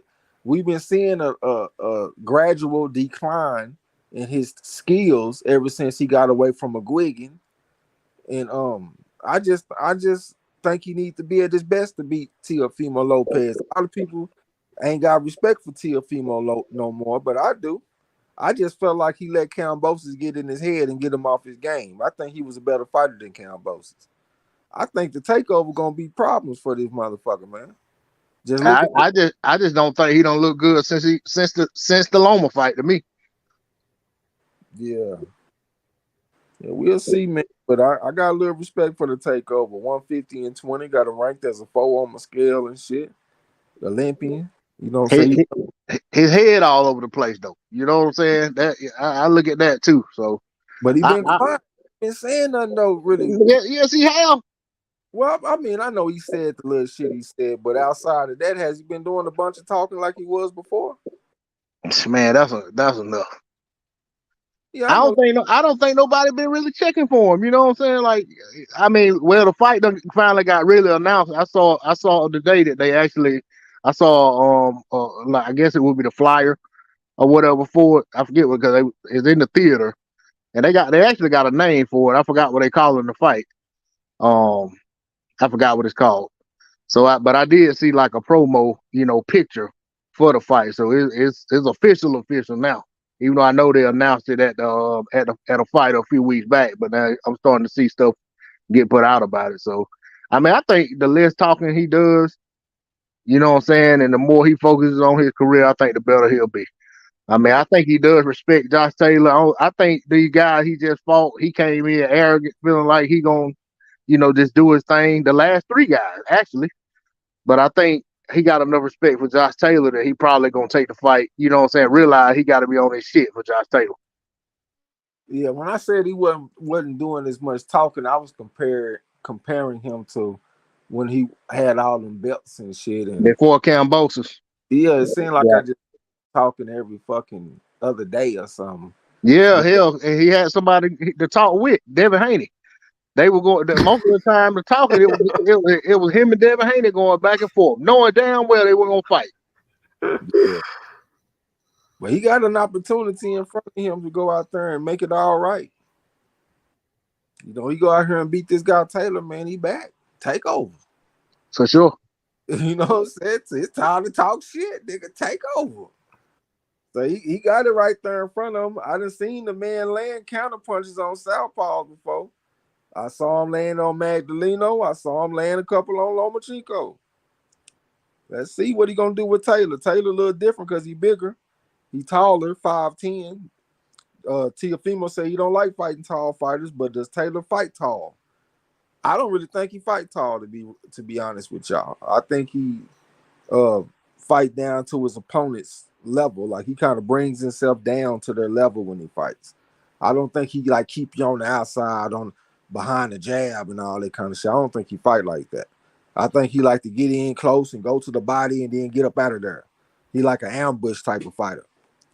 So I think it's gonna be a hard fight for him. I can see him bending down to Taylor trying to go to the body and get rolls over the uppercut or something. So that's what I'm looking at because I don't think Taylor ever fought nobody like him. I don't think he ever fought nobody with the type of skills that Teofimo got and can counterpunch. You know what I'm saying? He ranked. He up there with Ramirez. Ramirez might be the highest rank, but he ain't got the volume of fights. It depends on what you look at, actually. Sometimes I see 154 and 11. Sometimes I see 94 and 4. So it depends on what you believe.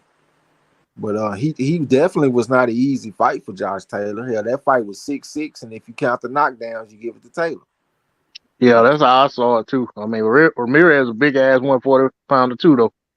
That fight right there was Marlowe's best job ever scoring the fight on our channel. He had the exact same scorecard that all three judges had. 6-6, 2 knockdowns was the difference in the fight. I give Marlowe credit on that. But yeah, that wasn't easy for Josh Taylor though. So now he got another one of those level guys, a former Olympian, coming to town. With Man, that, they got different kind of skills than Ramirez. Let's see how you gonna deal with that slickness. hey, and the other thing that Josh Taylor with all these injuries and pulling out of fights and had a fight that debatable loss, all of this stuff. He got knocked down in that fight too, didn't Yep. he? Yeah, all these things that done happened, you know what I'm saying, and the trainer situations and all that. The other thing is that we ain't talked about is that has he stayed in the division too long? I mean, him and Ramirez, that fight was like 2 years ago. And they were both talking about moving up to 147. And here it is all this time later, he's still at 140. Yeah, that's true. That's true, man. How easy is he gonna make this weight? That's we gonna see. Pagos Bill said my battery life is down to 20%. So what that mean? You got to shut it down. Yeah, we're going to get out of here. We're going to get cut off in the middle of.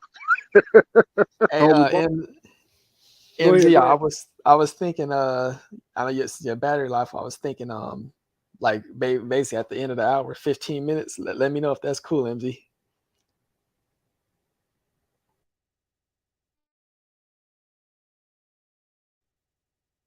Go ahead, Trey.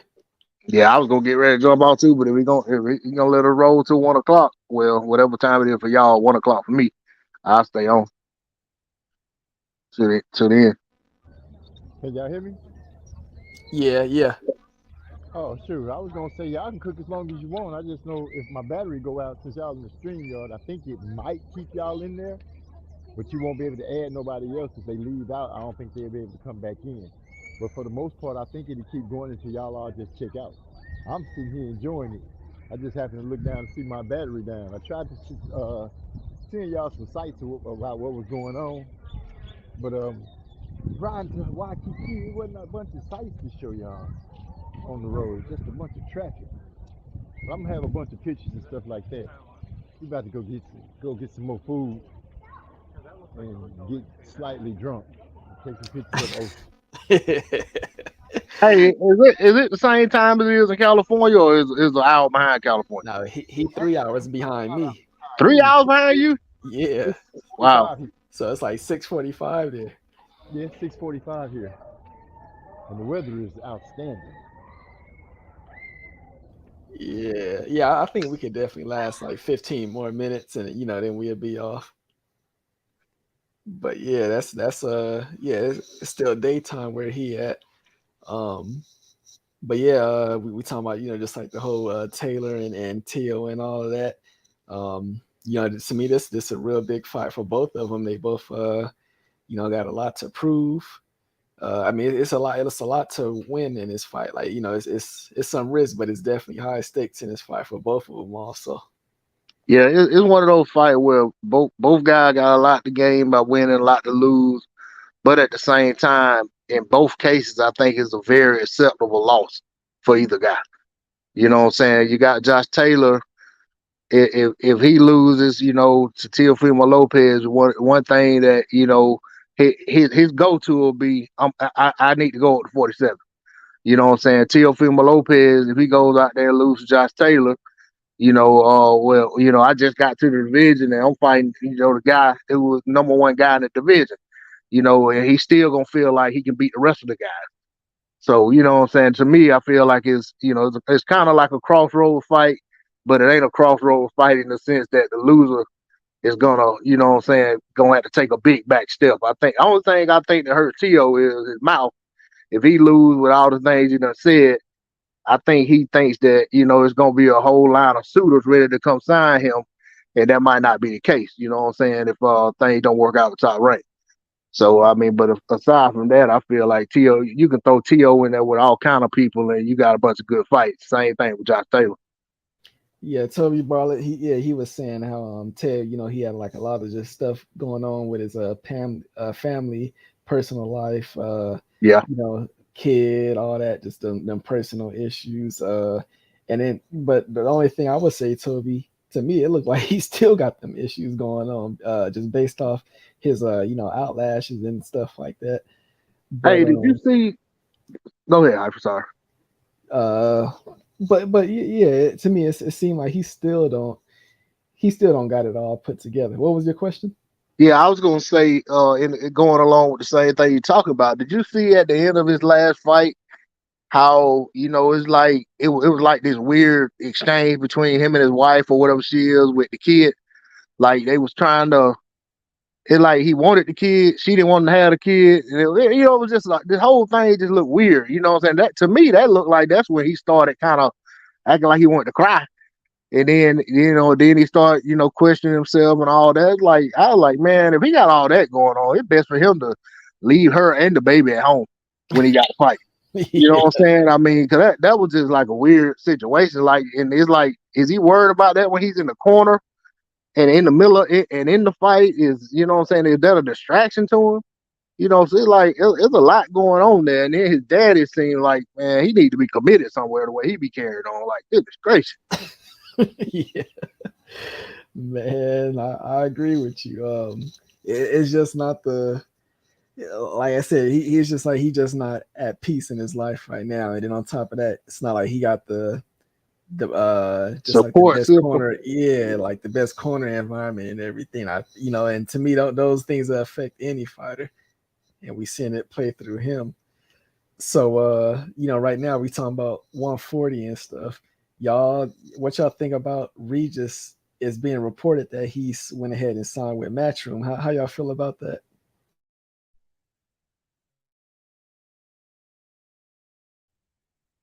Trader stepped away. I'm here. I had to grab me something. Okay, I figured that. Yeah, to me, I kind of looked at that. I see, I hadn't watched anybody's video or even opened up any headlines, open, clicked on anything. I just saw titles and headlines. And then I actually saw the last one I saw actually it was like the biggest one, but then it had a question mark behind it. So I was like, I don't know if it's happening or rumored or what, but it's like I saw it and I started thinking like, to me, 140, most of the fighters are at top rank in PBC. So I don't know, what kind of work he's gonna get over there. You know what I'm saying? If these guys aren't doing these cross promotional fights like or cross network fights like they should, I just don't know what I'm saying, what kind of work he's gonna get over there. I mean, he'll be able to feast on a lot of UK fighters, I guess. So that's my concern. You know what I'm saying? Is what fighting Matchroom got for him?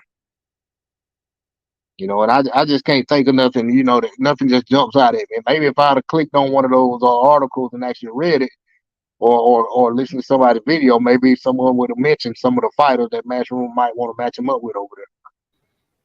The thing is that they got fights for him, but it's not the big fights that Regis want. I mean, at this we call tell Regis he's looking for a big money fight at this point in his career, no doubt about it. But Matchroom, they got the type of fights like Richardson Hitchens, Ergashev, Steve Spark, Montana Love. They got those types of guys. Yeah, I forgot all about those guys being Matchroom. I remember Ergashell, but I forgot about Ed Richardson, but I forgot about those other two that they were with Matchroom. Compared to what you got over there, like not only do you got the 140 division at Top Rank, what if you was to get any of those guys at 135 to move up? Then those would be options. So I mean, honestly, the one knock I would have on Regis, and I ain't supposed to be in nobody's business like that, but I've never understood his business moves outside the ring. And if I look at him, I would say his business decision making, as far as his boxing career, is pretty close to Andre. Yeah, I knew you were gonna slip that in. I knew you were gonna say it. And Andre went to the smoke, man. When Andre went to Matchroom, it made sense. When he went to HBO, it made sense. I don't know if necessarily some of the stuff Prograde do when you look at the environment at the time and where the bodies are. Sometimes that's what make me scratch my head. But I think he's had bad experiences with these other guys, so I can understand. Like I think he had a bad experience with Top Rank because if y'all remember, he was supposed to fight Ramirez a long time ago, and it's like Top Rank kept saving Ramirez. I mean, I'm not gonna say it was a foregone conclusion he's gonna beat Ramirez, but it's like Top Rank kept pulling Ramirez, moving him away from Prograde. I think Ramirez was supposed to be in that tournament, and they took it, and they pulled him out of that too, if I'm not mistaken. So it was a few times, and so that being a bad experience, and then of course, I think I remember him saying some stuff about PBC publicly one time that he wasn't happy with his dealing with them. So sometimes that's the reason guys end up having to go certain places because they might not have a whole lot of other options at the time. Yeah, he felt that PBC. I guess whenever they had their discussions, they sold him that he was going to get Mikey Garcia at least to Adrian Broner, and he said none of those fights came about. So, matter of fact, PBC also told him he was going to get Barrios. Remember? And then Tank got Barrios. I didn't remember that, but he came out upset about it. He said he was supposed to be getting a Barrios fight, and the next thing he know, he hear that Tank fight Barrios. Oh, hey, while we bringing up Barrios, he basically took like a slight shot at Ryan Garcia. He said he had a rehydration clause when he fought Javante also, and he said he didn't cry about it. Right, and he actually went out there and was winning rounds too, and went deeper in the fight. Okay, so yeah, Barrios had a rehydration clause also. Okay, Toby, he said Eddie came out and said nothing is signed yet regarding the Regis. So that explains all the question marks. Yeah, I mean, this is just the result of Probellum closing down shop because they was pretty much being blacklisted out of boxing. It just wasn't going to end too good for them. I believe Stanionis and Donaire, they're the only two fighters that stayed with Richard. Probably so. Yeah, I think Shelly Finkel has something to do with Stanionis too. In some capacity, I don't know exactly what his role is with him, but I do think he has something to do with him as well. I Because might be his I was manager. thinking Stanley Otis was with Eagles Cleveland, but he's not. I think I looked into that after I stated that once in error, and then I realized I read that he was some kind of way. Shelley had some control over his career in some capacity. Oh, okay. Yeah, I would have to try to look that up, but yeah, I'm guessing he might manage him or something. I see we had Trey fall off, so I mean, That food got good. yeah, on behalf, because Trey, yeah, his behalf, he's saying peace out to all y'all. Y'all know he enjoy having y'all in the chat, whether it be him calling the fights, his trivia time, or everything. Y'all know Trey being enjoying y'all. He really appreciates y'all. Who we was just talking about? Oh yeah, Stanley Young. This did that fight? It did get a rescheduled date. Yeah. I heard somebody. I think it might have been Elder saying something about it recently that it's rescheduled or getting ready to be rescheduled. I think I want to say because what did it get? I think it's supposed to be July. It was supposed to have happened this month, right? Yeah, it was supposed to happen on the 29th. Yeah, I think I want to say I heard, and he may not have been the one to say, but I think somebody said it was going to happen in July. But I could be mixing that up with what's the name fight because I know it's in July. Fulton.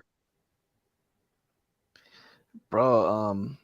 This is something serious. This and I'm definitely not hinting at no type of steroids. I'm not Blair the Flair, but for Virgil Ortiz, for him to have this rhabdo, he had a flare up this time for a second time. That's something serious because Yeah, I saw what Blessing. yeah, made hey, check this ass real quick. I don't apologize. He apologized. Oh, you didn't see that? No, I didn't see that. Hey,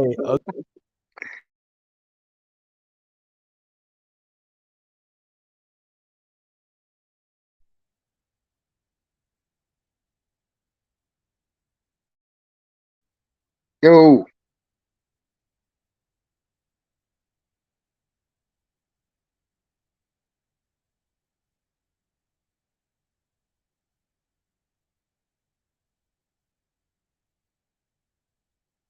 oh man, all right. I can't see the chat, MZ. I guess you're gonna have to go and shut it down. I can't see the chat.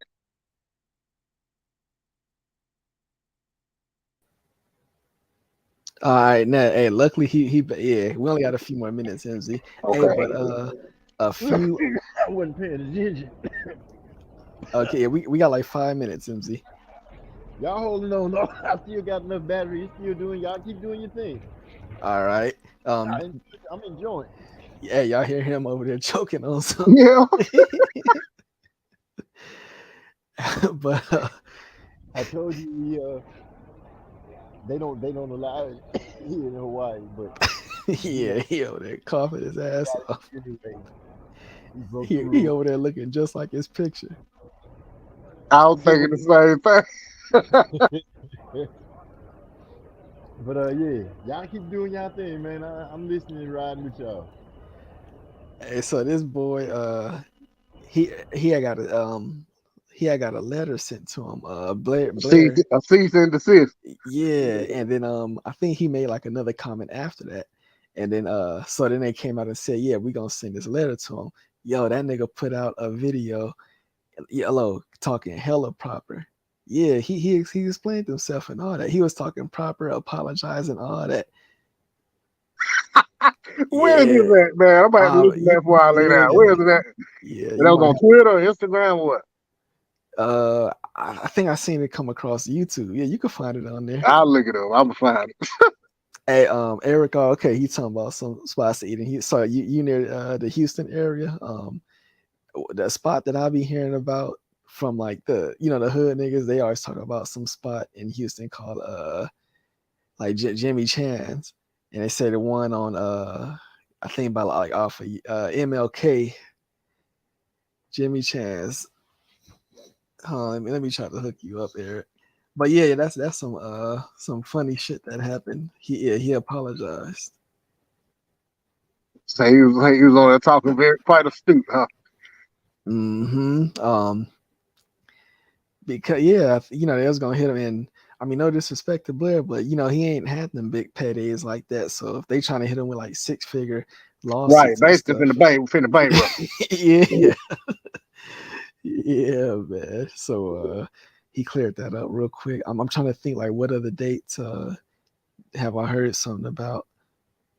I'm interested in seeing what Jean Gelet next move is. Big Bang. Right, yeah. I think. I mean, I'll be honest, man. I don't know who against, but I think if I had it to say in it, you know what I'm saying, I think it makes sense for him to try to put on a fight in China against a credible opponent. You know what I'm saying? Somebody, I ain't saying somebody that's gonna beat him, but somebody that's decent and just take him over there, you know what I'm saying, and get that money. He had the tail end of his career. Yeah. He I know can't he he can't get a title fight right now, you know what I'm saying? So why not? Yeah, now he throwing out the thing. He want one of them boys to come to fight him in China in front of 1 billion people. I said, as funny as that sound, he probably could pack up like over 100,000 if they got that type of stadium. Yeah, I'm pretty sure. I'm sure they could, man. Hey, he's a champion now. You know what I'm saying? You know how it Yeah, goes in boxing. You know what I'm saying? He got was it WBO interim or something like that? yeah. WB, yeah. You're right. Yeah, Whatever that was, WBO. Joe George had because he gave him a belt because he couldn't get a title shot right away. So you know what I'm saying? Now he got that little belt. You know what I'm saying? They go there and advertise, do like PBC. That's fight. You know what I'm saying? That's a championship fight. Okay, Eric R. Yeah, so MZ said to do Big E Ernest, he could give you some spots. Like I said, one spot I always hear the hood niggas talking about in Houston, the Timmy Chan's off MLK. I always hear him talk about that. What kind of spot is that supposed to be? Uh, I think it's just like good ass Soul food or like something like soul, that? yeah, good Yeah. ass like soul food. But it's Chinese style so if Right. it Yeah, makes yeah, sense. I've been hearing like different places have stuff like that. Matter of fact, there's this town um in Georgia. It's called Toccoa, Georgia, and Okay. there's that I don't go over there. I used to live closer to when I first moved to South Carolina. I lived closer to the Georgia line, so that place was like one of the first towns in Georgia. Depending on which way I go, I hit. And we used to go over there because the town I lived in didn't have nothing in it. So me and my wife used to go over there and get dinner sometimes. And it was actually an Asian restaurant that had soul food.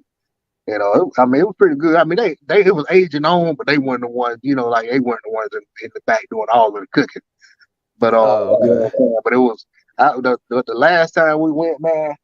Them jokers had potato everything.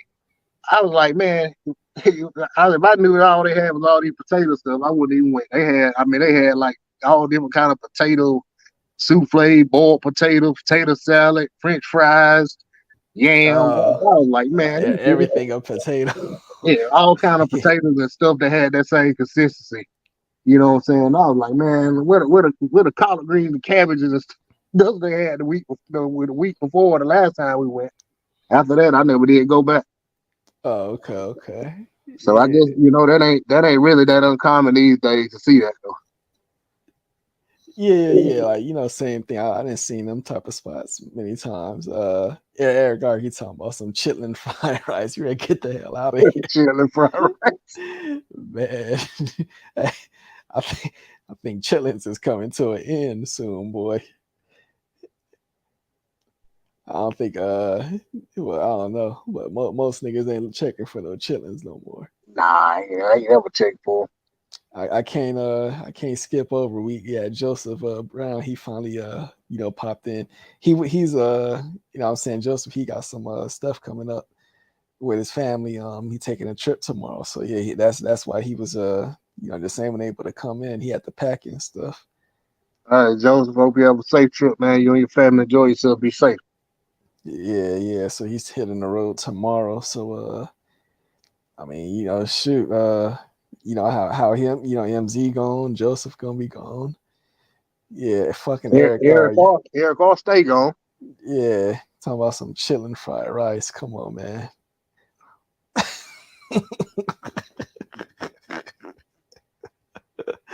Man, if you ever smell some chitlins? Just the cleaning process. Yeah, my grandma used to, man. My grandma used to. I mean, she used to make chitlins both ways. You know what I'm saying? Like they get a hog and you know what I'm saying, clean it. You know what I'm saying? Basically, try to make something out of everything from the rooter to the tutor.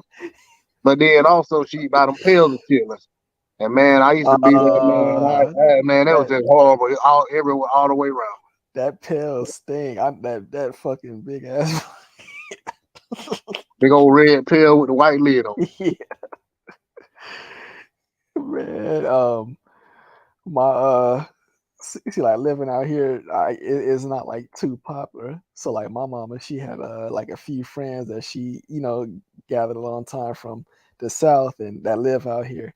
So they would like team up whenever it was time, like a holiday for them to make the chitlins. Like they would team up and like make all of the chitlins for enough like the families all together. I said, man, if you only knew how bad that shit stink. Yeah, it's awful, man. I ain't, like I said, man, I ain't ever even tried to eat them. I mean, I have family members that eat them. My cousin, her daughter, she loves them, man. They go to this, they used to go to this event called the Chitlin Strut. That's over in some town in South Carolina. I don't know exactly where it is because I ain't checking for it. But I mean, it's like an annual event, man. And I'm like, man, ain't nowhere in the world. I bet it smell all to be damn in town that weekend.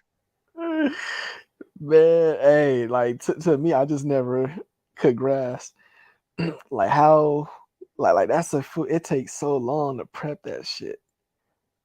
Like Right. how You how gotta could you smell that the whole time. how And could then you you gotta go smell it when it's cooking. like how could you go through that long ass preparation process like for that food like just for that.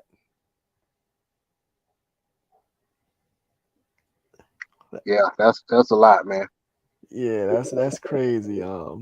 Yeah, so I mean, y'all heard it from us. Me and D'Lo, we definitely not checking for no chitlins. Um, yeah, I made some spaghetti from scratch for dinner tonight. Not no goddamn chitlins. Nah, nah, that D- ain't where it's at, man. I don't even want that stuff in my house. yeah, I mean, D'Lo, he talking about potatoes and stuff. See, I could get with that. Yeah, but damn, I don't want every kind of potato at the same time. Them niggas are serving you dishes like baked potatoes as a loaded baked potato as an entree, fries on the side and yams on the side.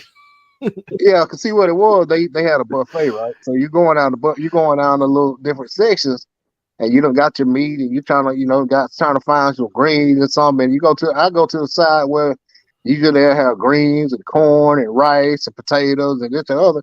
Man, the whole side ain't nothing but like different types of potatoes made different way. I like, damn, that's some cheap shit.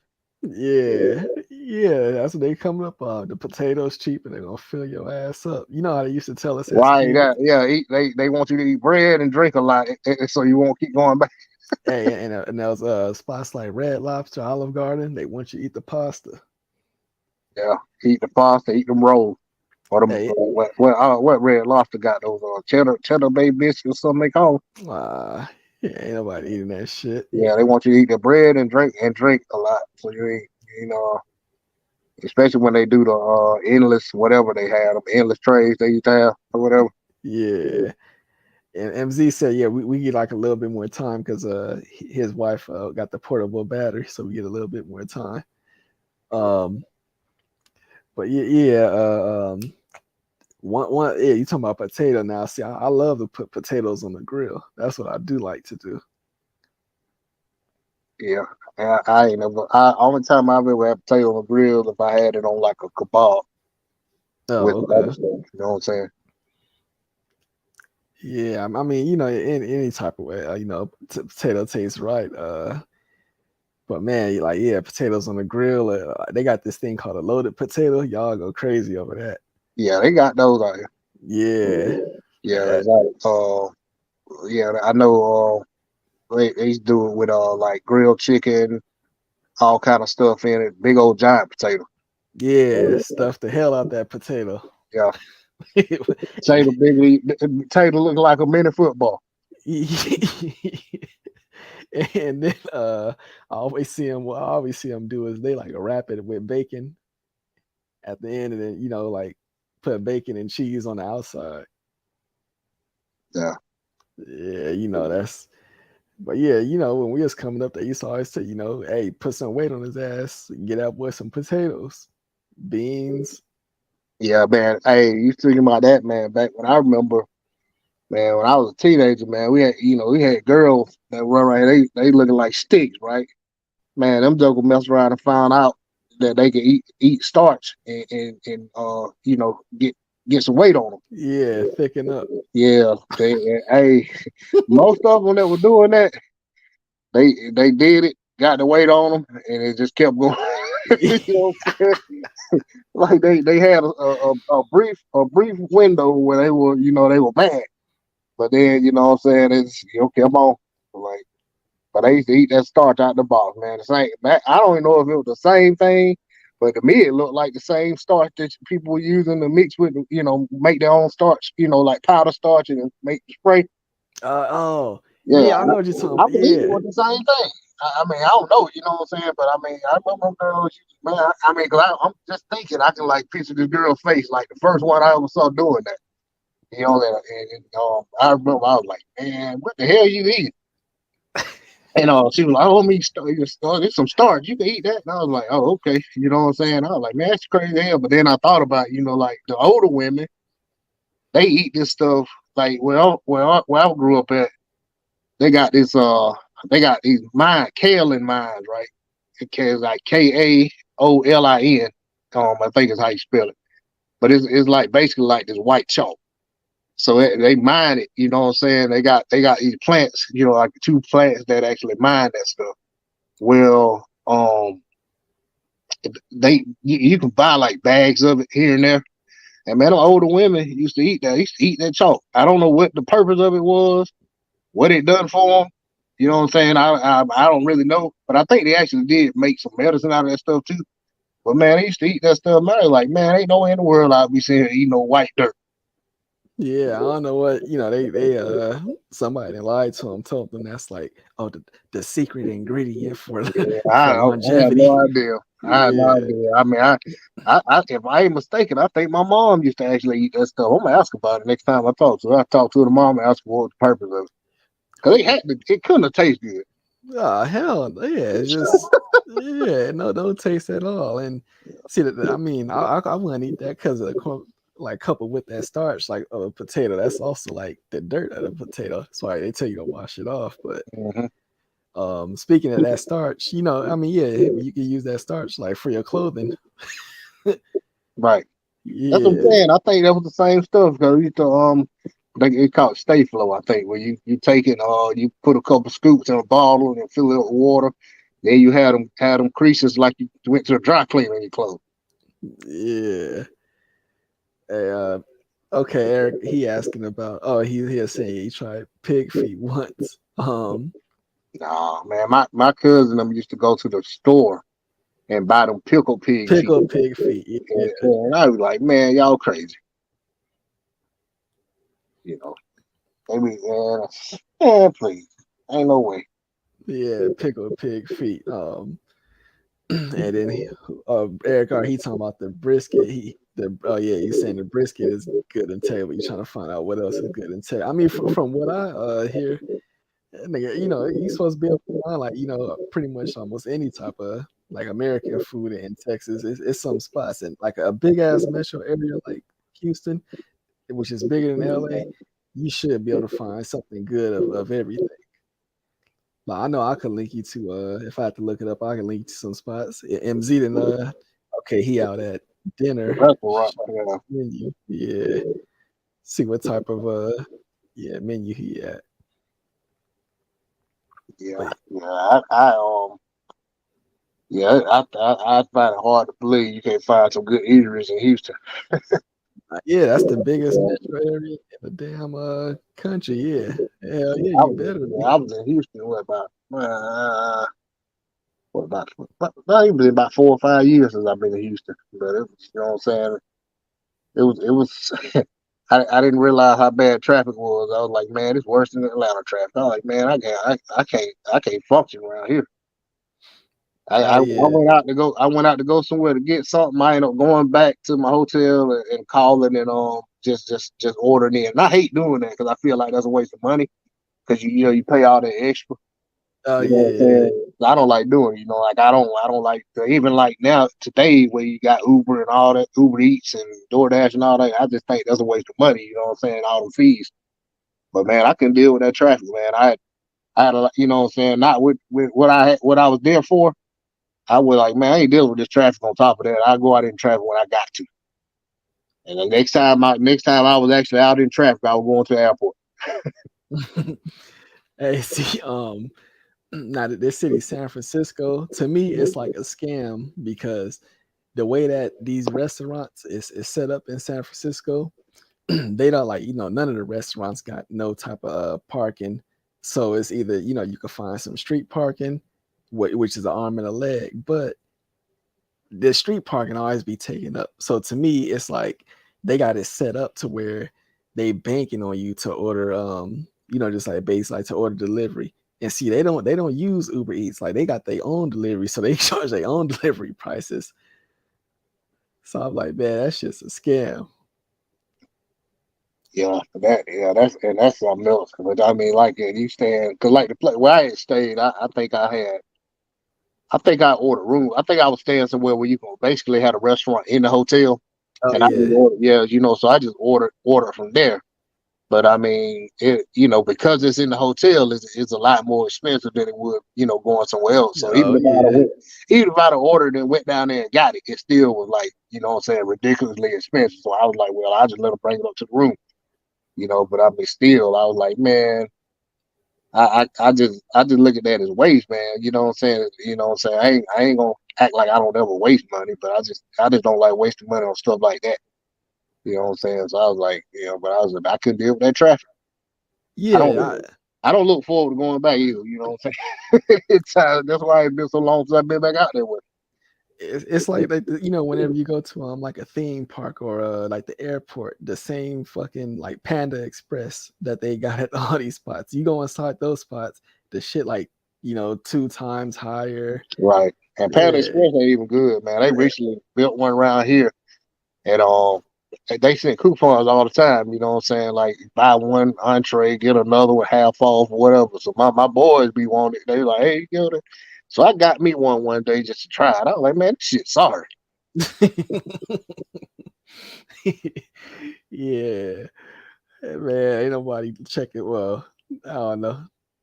Niggas say they ain't checking for Pan Express, but niggas stay up in there. But yeah, that's not no good Chinese food, man. No, that just, I mean, express is the key word. If you Yeah, just want something fast and to say you ate, that type of food, but if you, it ain't nowhere near the top. It's just something to get. and I mean that food is like black people, high blood pressure and stuff. But man, that food got so much damn sodium in it. Yeah, Like, yeah. yeah, that's why I'm like, man, just get anything but And that. they love to give you that Them they packets. soy sauce and what's that other one? Duck sauce, soy Yeah, the duck sauce. sauce, sweet sour. And then of course, you know what I'm saying, teriyaki, it's got a lot of sodium in it too. So if the food ain't got it, they'll sauce you to death. Yeah, they put that, on the like your noodles, you putting that on your noodles. Then you put it on your mixed vegetables. Then you already got the sauce on your sweet and sour. I'm like, man, Then they cooked it in the mess already. yeah, ticking time bomb. Yeah, you have to be real selective about how often you go eat at those places, if at all. Yeah, or like if you, I mean, like me, I was lucky to like learn how to make Asian cuisine like at home, so I know how to make that stuff. I can too. But I don't put as much of that stuff with all that sodium in it as they do. Nah, nah. I mean, it's actually like substitutes the stuff that tastes just as good as Right. real similar to, so without the sodium in there. So, it's just like little stuff like that you could do. But shit, like I mean, shit, me, I love me some potatoes. I ain't gonna lie. I just make sure I let my potatoes soak, or like if I make fries, I cut them bitches up and let them soak to get all that starch out first. Yeah, gotta do. Shoot, man, I'm finna get on off here, man. I gotta get to work early. I got to interview some people and shit. I don't want to be falling asleep on them while they trying to tell me why they need a job, why I should give Yeah, them a job. they born ass stories. I'm so passionate, Instead and of live.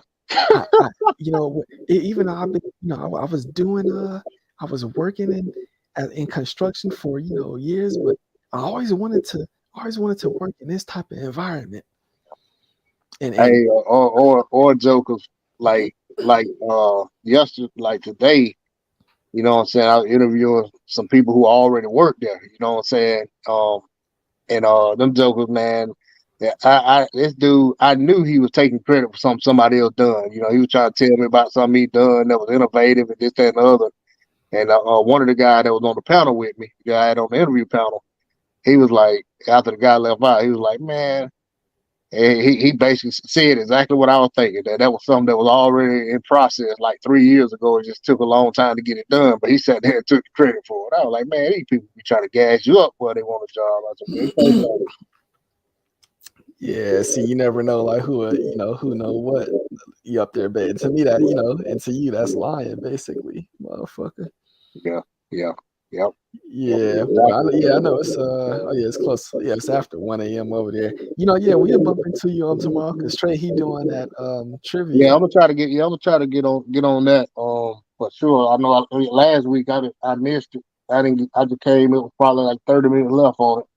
I'm gonna definitely try to catch it tomorrow. But yeah, I'll get up with y'all, man. I'll catch y'all on the next Yeah, I catch you tomorrow. one. Peace. Alrighty. Hey, so Eric, tell me what you got going on, Eric, because I know you said you just over there like sitting in the car laughing right now, but you okay, yeah, you going out there Thursday, you said. All right, so yeah, you going out there Thursday. I mean, Joe, he about to go do his thing. So yeah, everybody making their little moves and shit. I'm the only one sitting idle. But yeah, it's nothing for you to find some good spots. And I mean, I don't know the spots, but I'm gonna tell you a site that you can use and actually trust if you want to look up some spots. Eric, Thrillist, uh, ThrillIst. Yeah, Thrillist. That's like a website that stay up to date on like just the best spots. So yeah, you can use them for some reference. And shit, if it came down to it, you can also use Yelp. Yelp. They're a good reference for you also. Um, because I know for like myself, like wherever I eat, this what I eat for breakfast always be the same thing. So I always like look for a spot that sell that the Messiah bowls. After that, what I'm saying, like if whatever type of area you go into, you kind of at least want to make sure you eat some of the traditional food at least once or twice. Really get really understand what the hype is about or whatnot. So yeah, we hear about Texas, we hear about smoked we hear about smoked food, like you said, brisket, barbecue, stuff like that. I got a partner. He live in a city it's like an outskirts city of Houston. I ask him for a recommendation also. But the thing is, Eric, like I said, Houston, that's the biggest metro area. So like it ain't gonna help you if you stand in, let's just say, Pasadena, and then I recommend you a spot way over here, blah blah blah. That should take over an hour to get to. Best believe, yeah, it'd be like that too. I said that's a big ass metro area because I mean me living in LA, and I think Houston is like 6 miles bigger than the LA metro area, so that's a big ass spot. MZ even used to live out there for some weird, so he could tell you as well. But matter of fact, speaking in Houston, it's a nigga that be on, just like around these YouTube panels I'll be listening to. I'll just be laughing at that nigga sometimes. Ty DeSante, Ty DeSante, last name DeSantis. But yeah, that nigga, that's a original born and raised Houston nigga, and he be around on these boxing panels, talking, trying to talk boxing, but always end up in arguments with niggas. That's a Houston thoroughbred right there. So yeah, that's how. Well, yeah, when he was in Rome, yeah, everything was like hella spread out. Yeah, yeah. Man, I mean that's what like everybody who be coming to California be basically they get the experience like that because okay, some niggas, LA, then some niggas they want to go up to the Bay, but then they just trip because you can get to Vegas quicker than you can get to the Bay. So niggas be like, all right, well shit, I'm gonna go ahead and I might just make that Vegas trip. Uh so yeah, yeah, niggas be having to drive and shit. And see me, like you talking about Rome and stuff, I always just hear about, that's the only spots we hear about, Paris and stuff. And I'll be like, it's more to France. I'm not too caught up on, but it's definitely a lot more to it out there.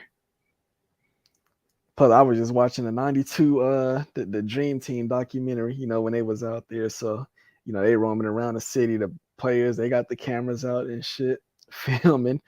Um, so yeah, it looked like a real good experience, but that was way back then.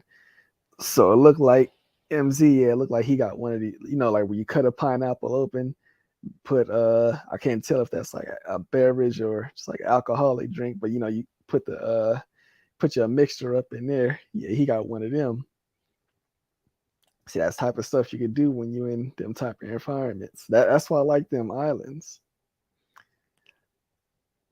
Go get a fresh coconut and shit. But they bust a coconut open for you. Yeah, yeah. He said, "Hey, you gotta tell us. You gotta tell like just what type of beverage that is, MZ." And y'all see what MZ just showed y'all, like that pineapple. Yeah, I didn't have watermelon split open and cut open like that with like a little. It's like a mini like jungle juice that they put up in there. I didn't had shit like that. um, they're just real innovative shit, man. Yeah, yeah, that looked refreshing.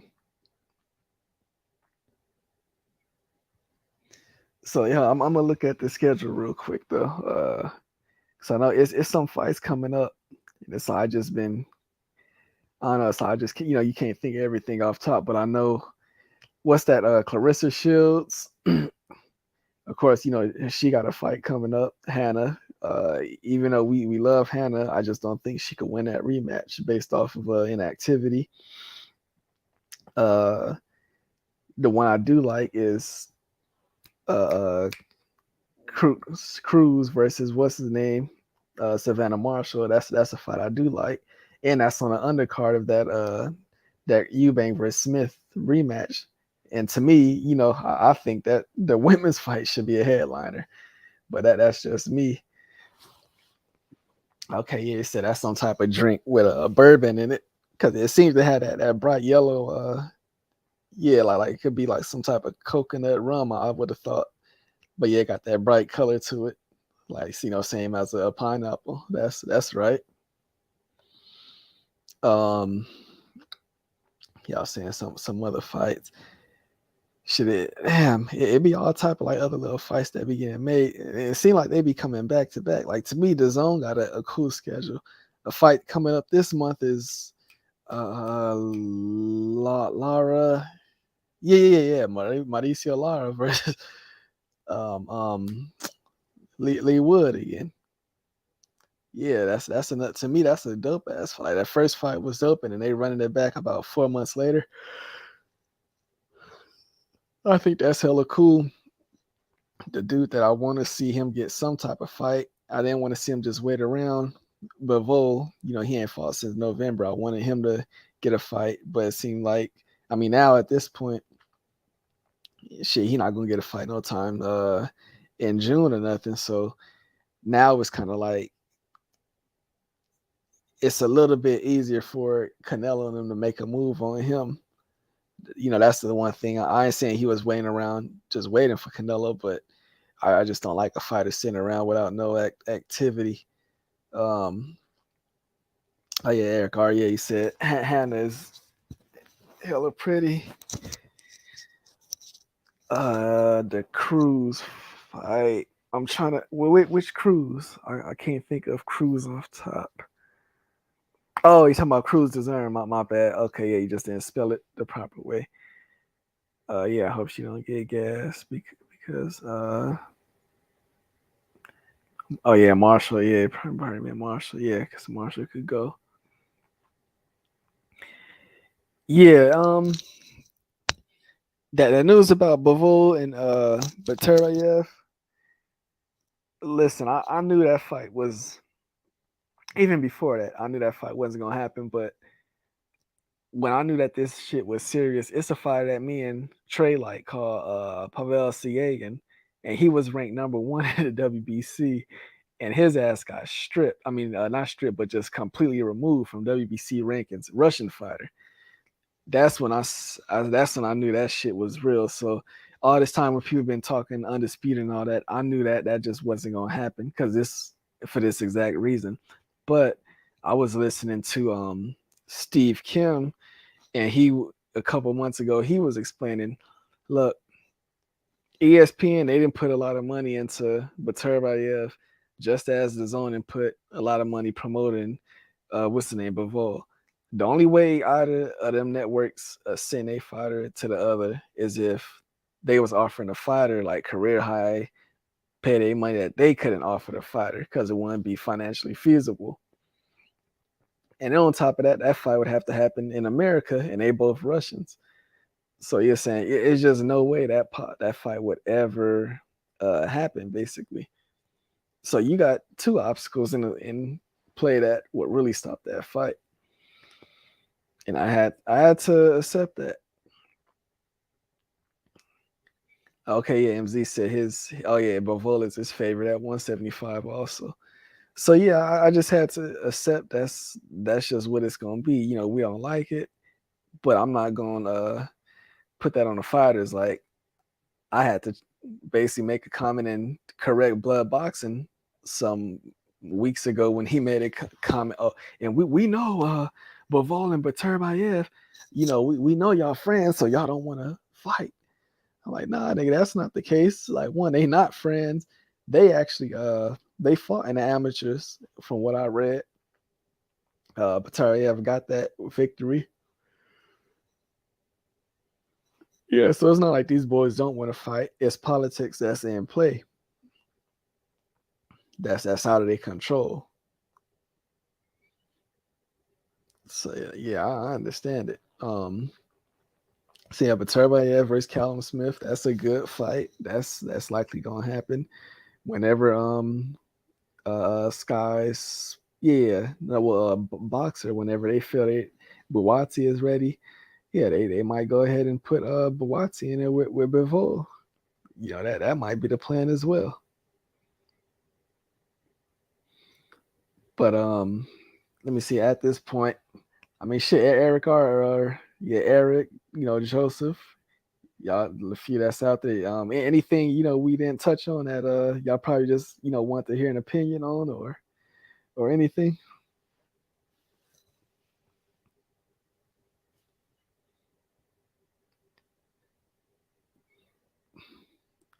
Yeah, everyone wants to repeat. Yeah, what they hear. Just put a little source on that lie. Yeah, Eric. So I was speaking about the Wilder situation. I think he wasn't in here at the time, but because a report said that they smelled marijuana when they approached the vehicle that Wilder was driving. You got some people that's reporting Wilder arrested for a gun and marijuana. So I was explaining, just because a vehicle smell like marijuana, that don't mean that there's weed in that car. Even if the vehicle, smell like the weed or it smell like the smoking of it, it don't mean that it's weed in that car. Just like it don't mean that the person who driving that vehicle is under the influence at all.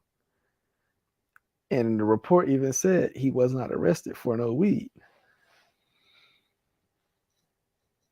But yeah, niggas just read a headline and can't even finish reading the whole story. Don't even try to cross reference because they thinking about what thumbnail and this and that they gonna put in place to get that video out there. How to capitalize on the potential views.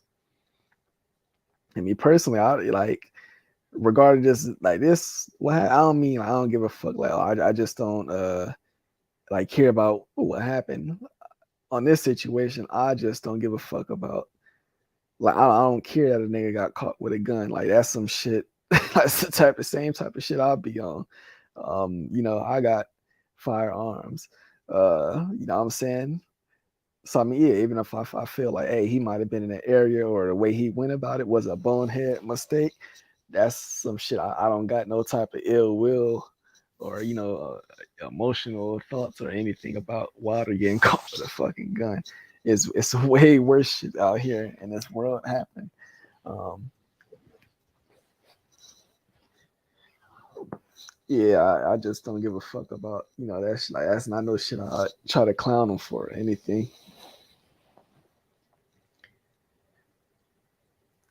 But yeah, okay, yeah. So MZ, next time you're around, just like you can maybe just like flash the camera on or something, so you can let me know that you're hearing. I'm gonna have you just go ahead and shut it out. But yeah, man, I ain't. At least me, I don't feel like nobody should be tripping off that dumb shit. Talking about the wilder shit. At least I want to see if Ken Shiro. I want to see if his fight get rescheduled as well. Ken Shiro Taraji versus Jonathan Gonzalez. I want to see if that shit get rescheduled.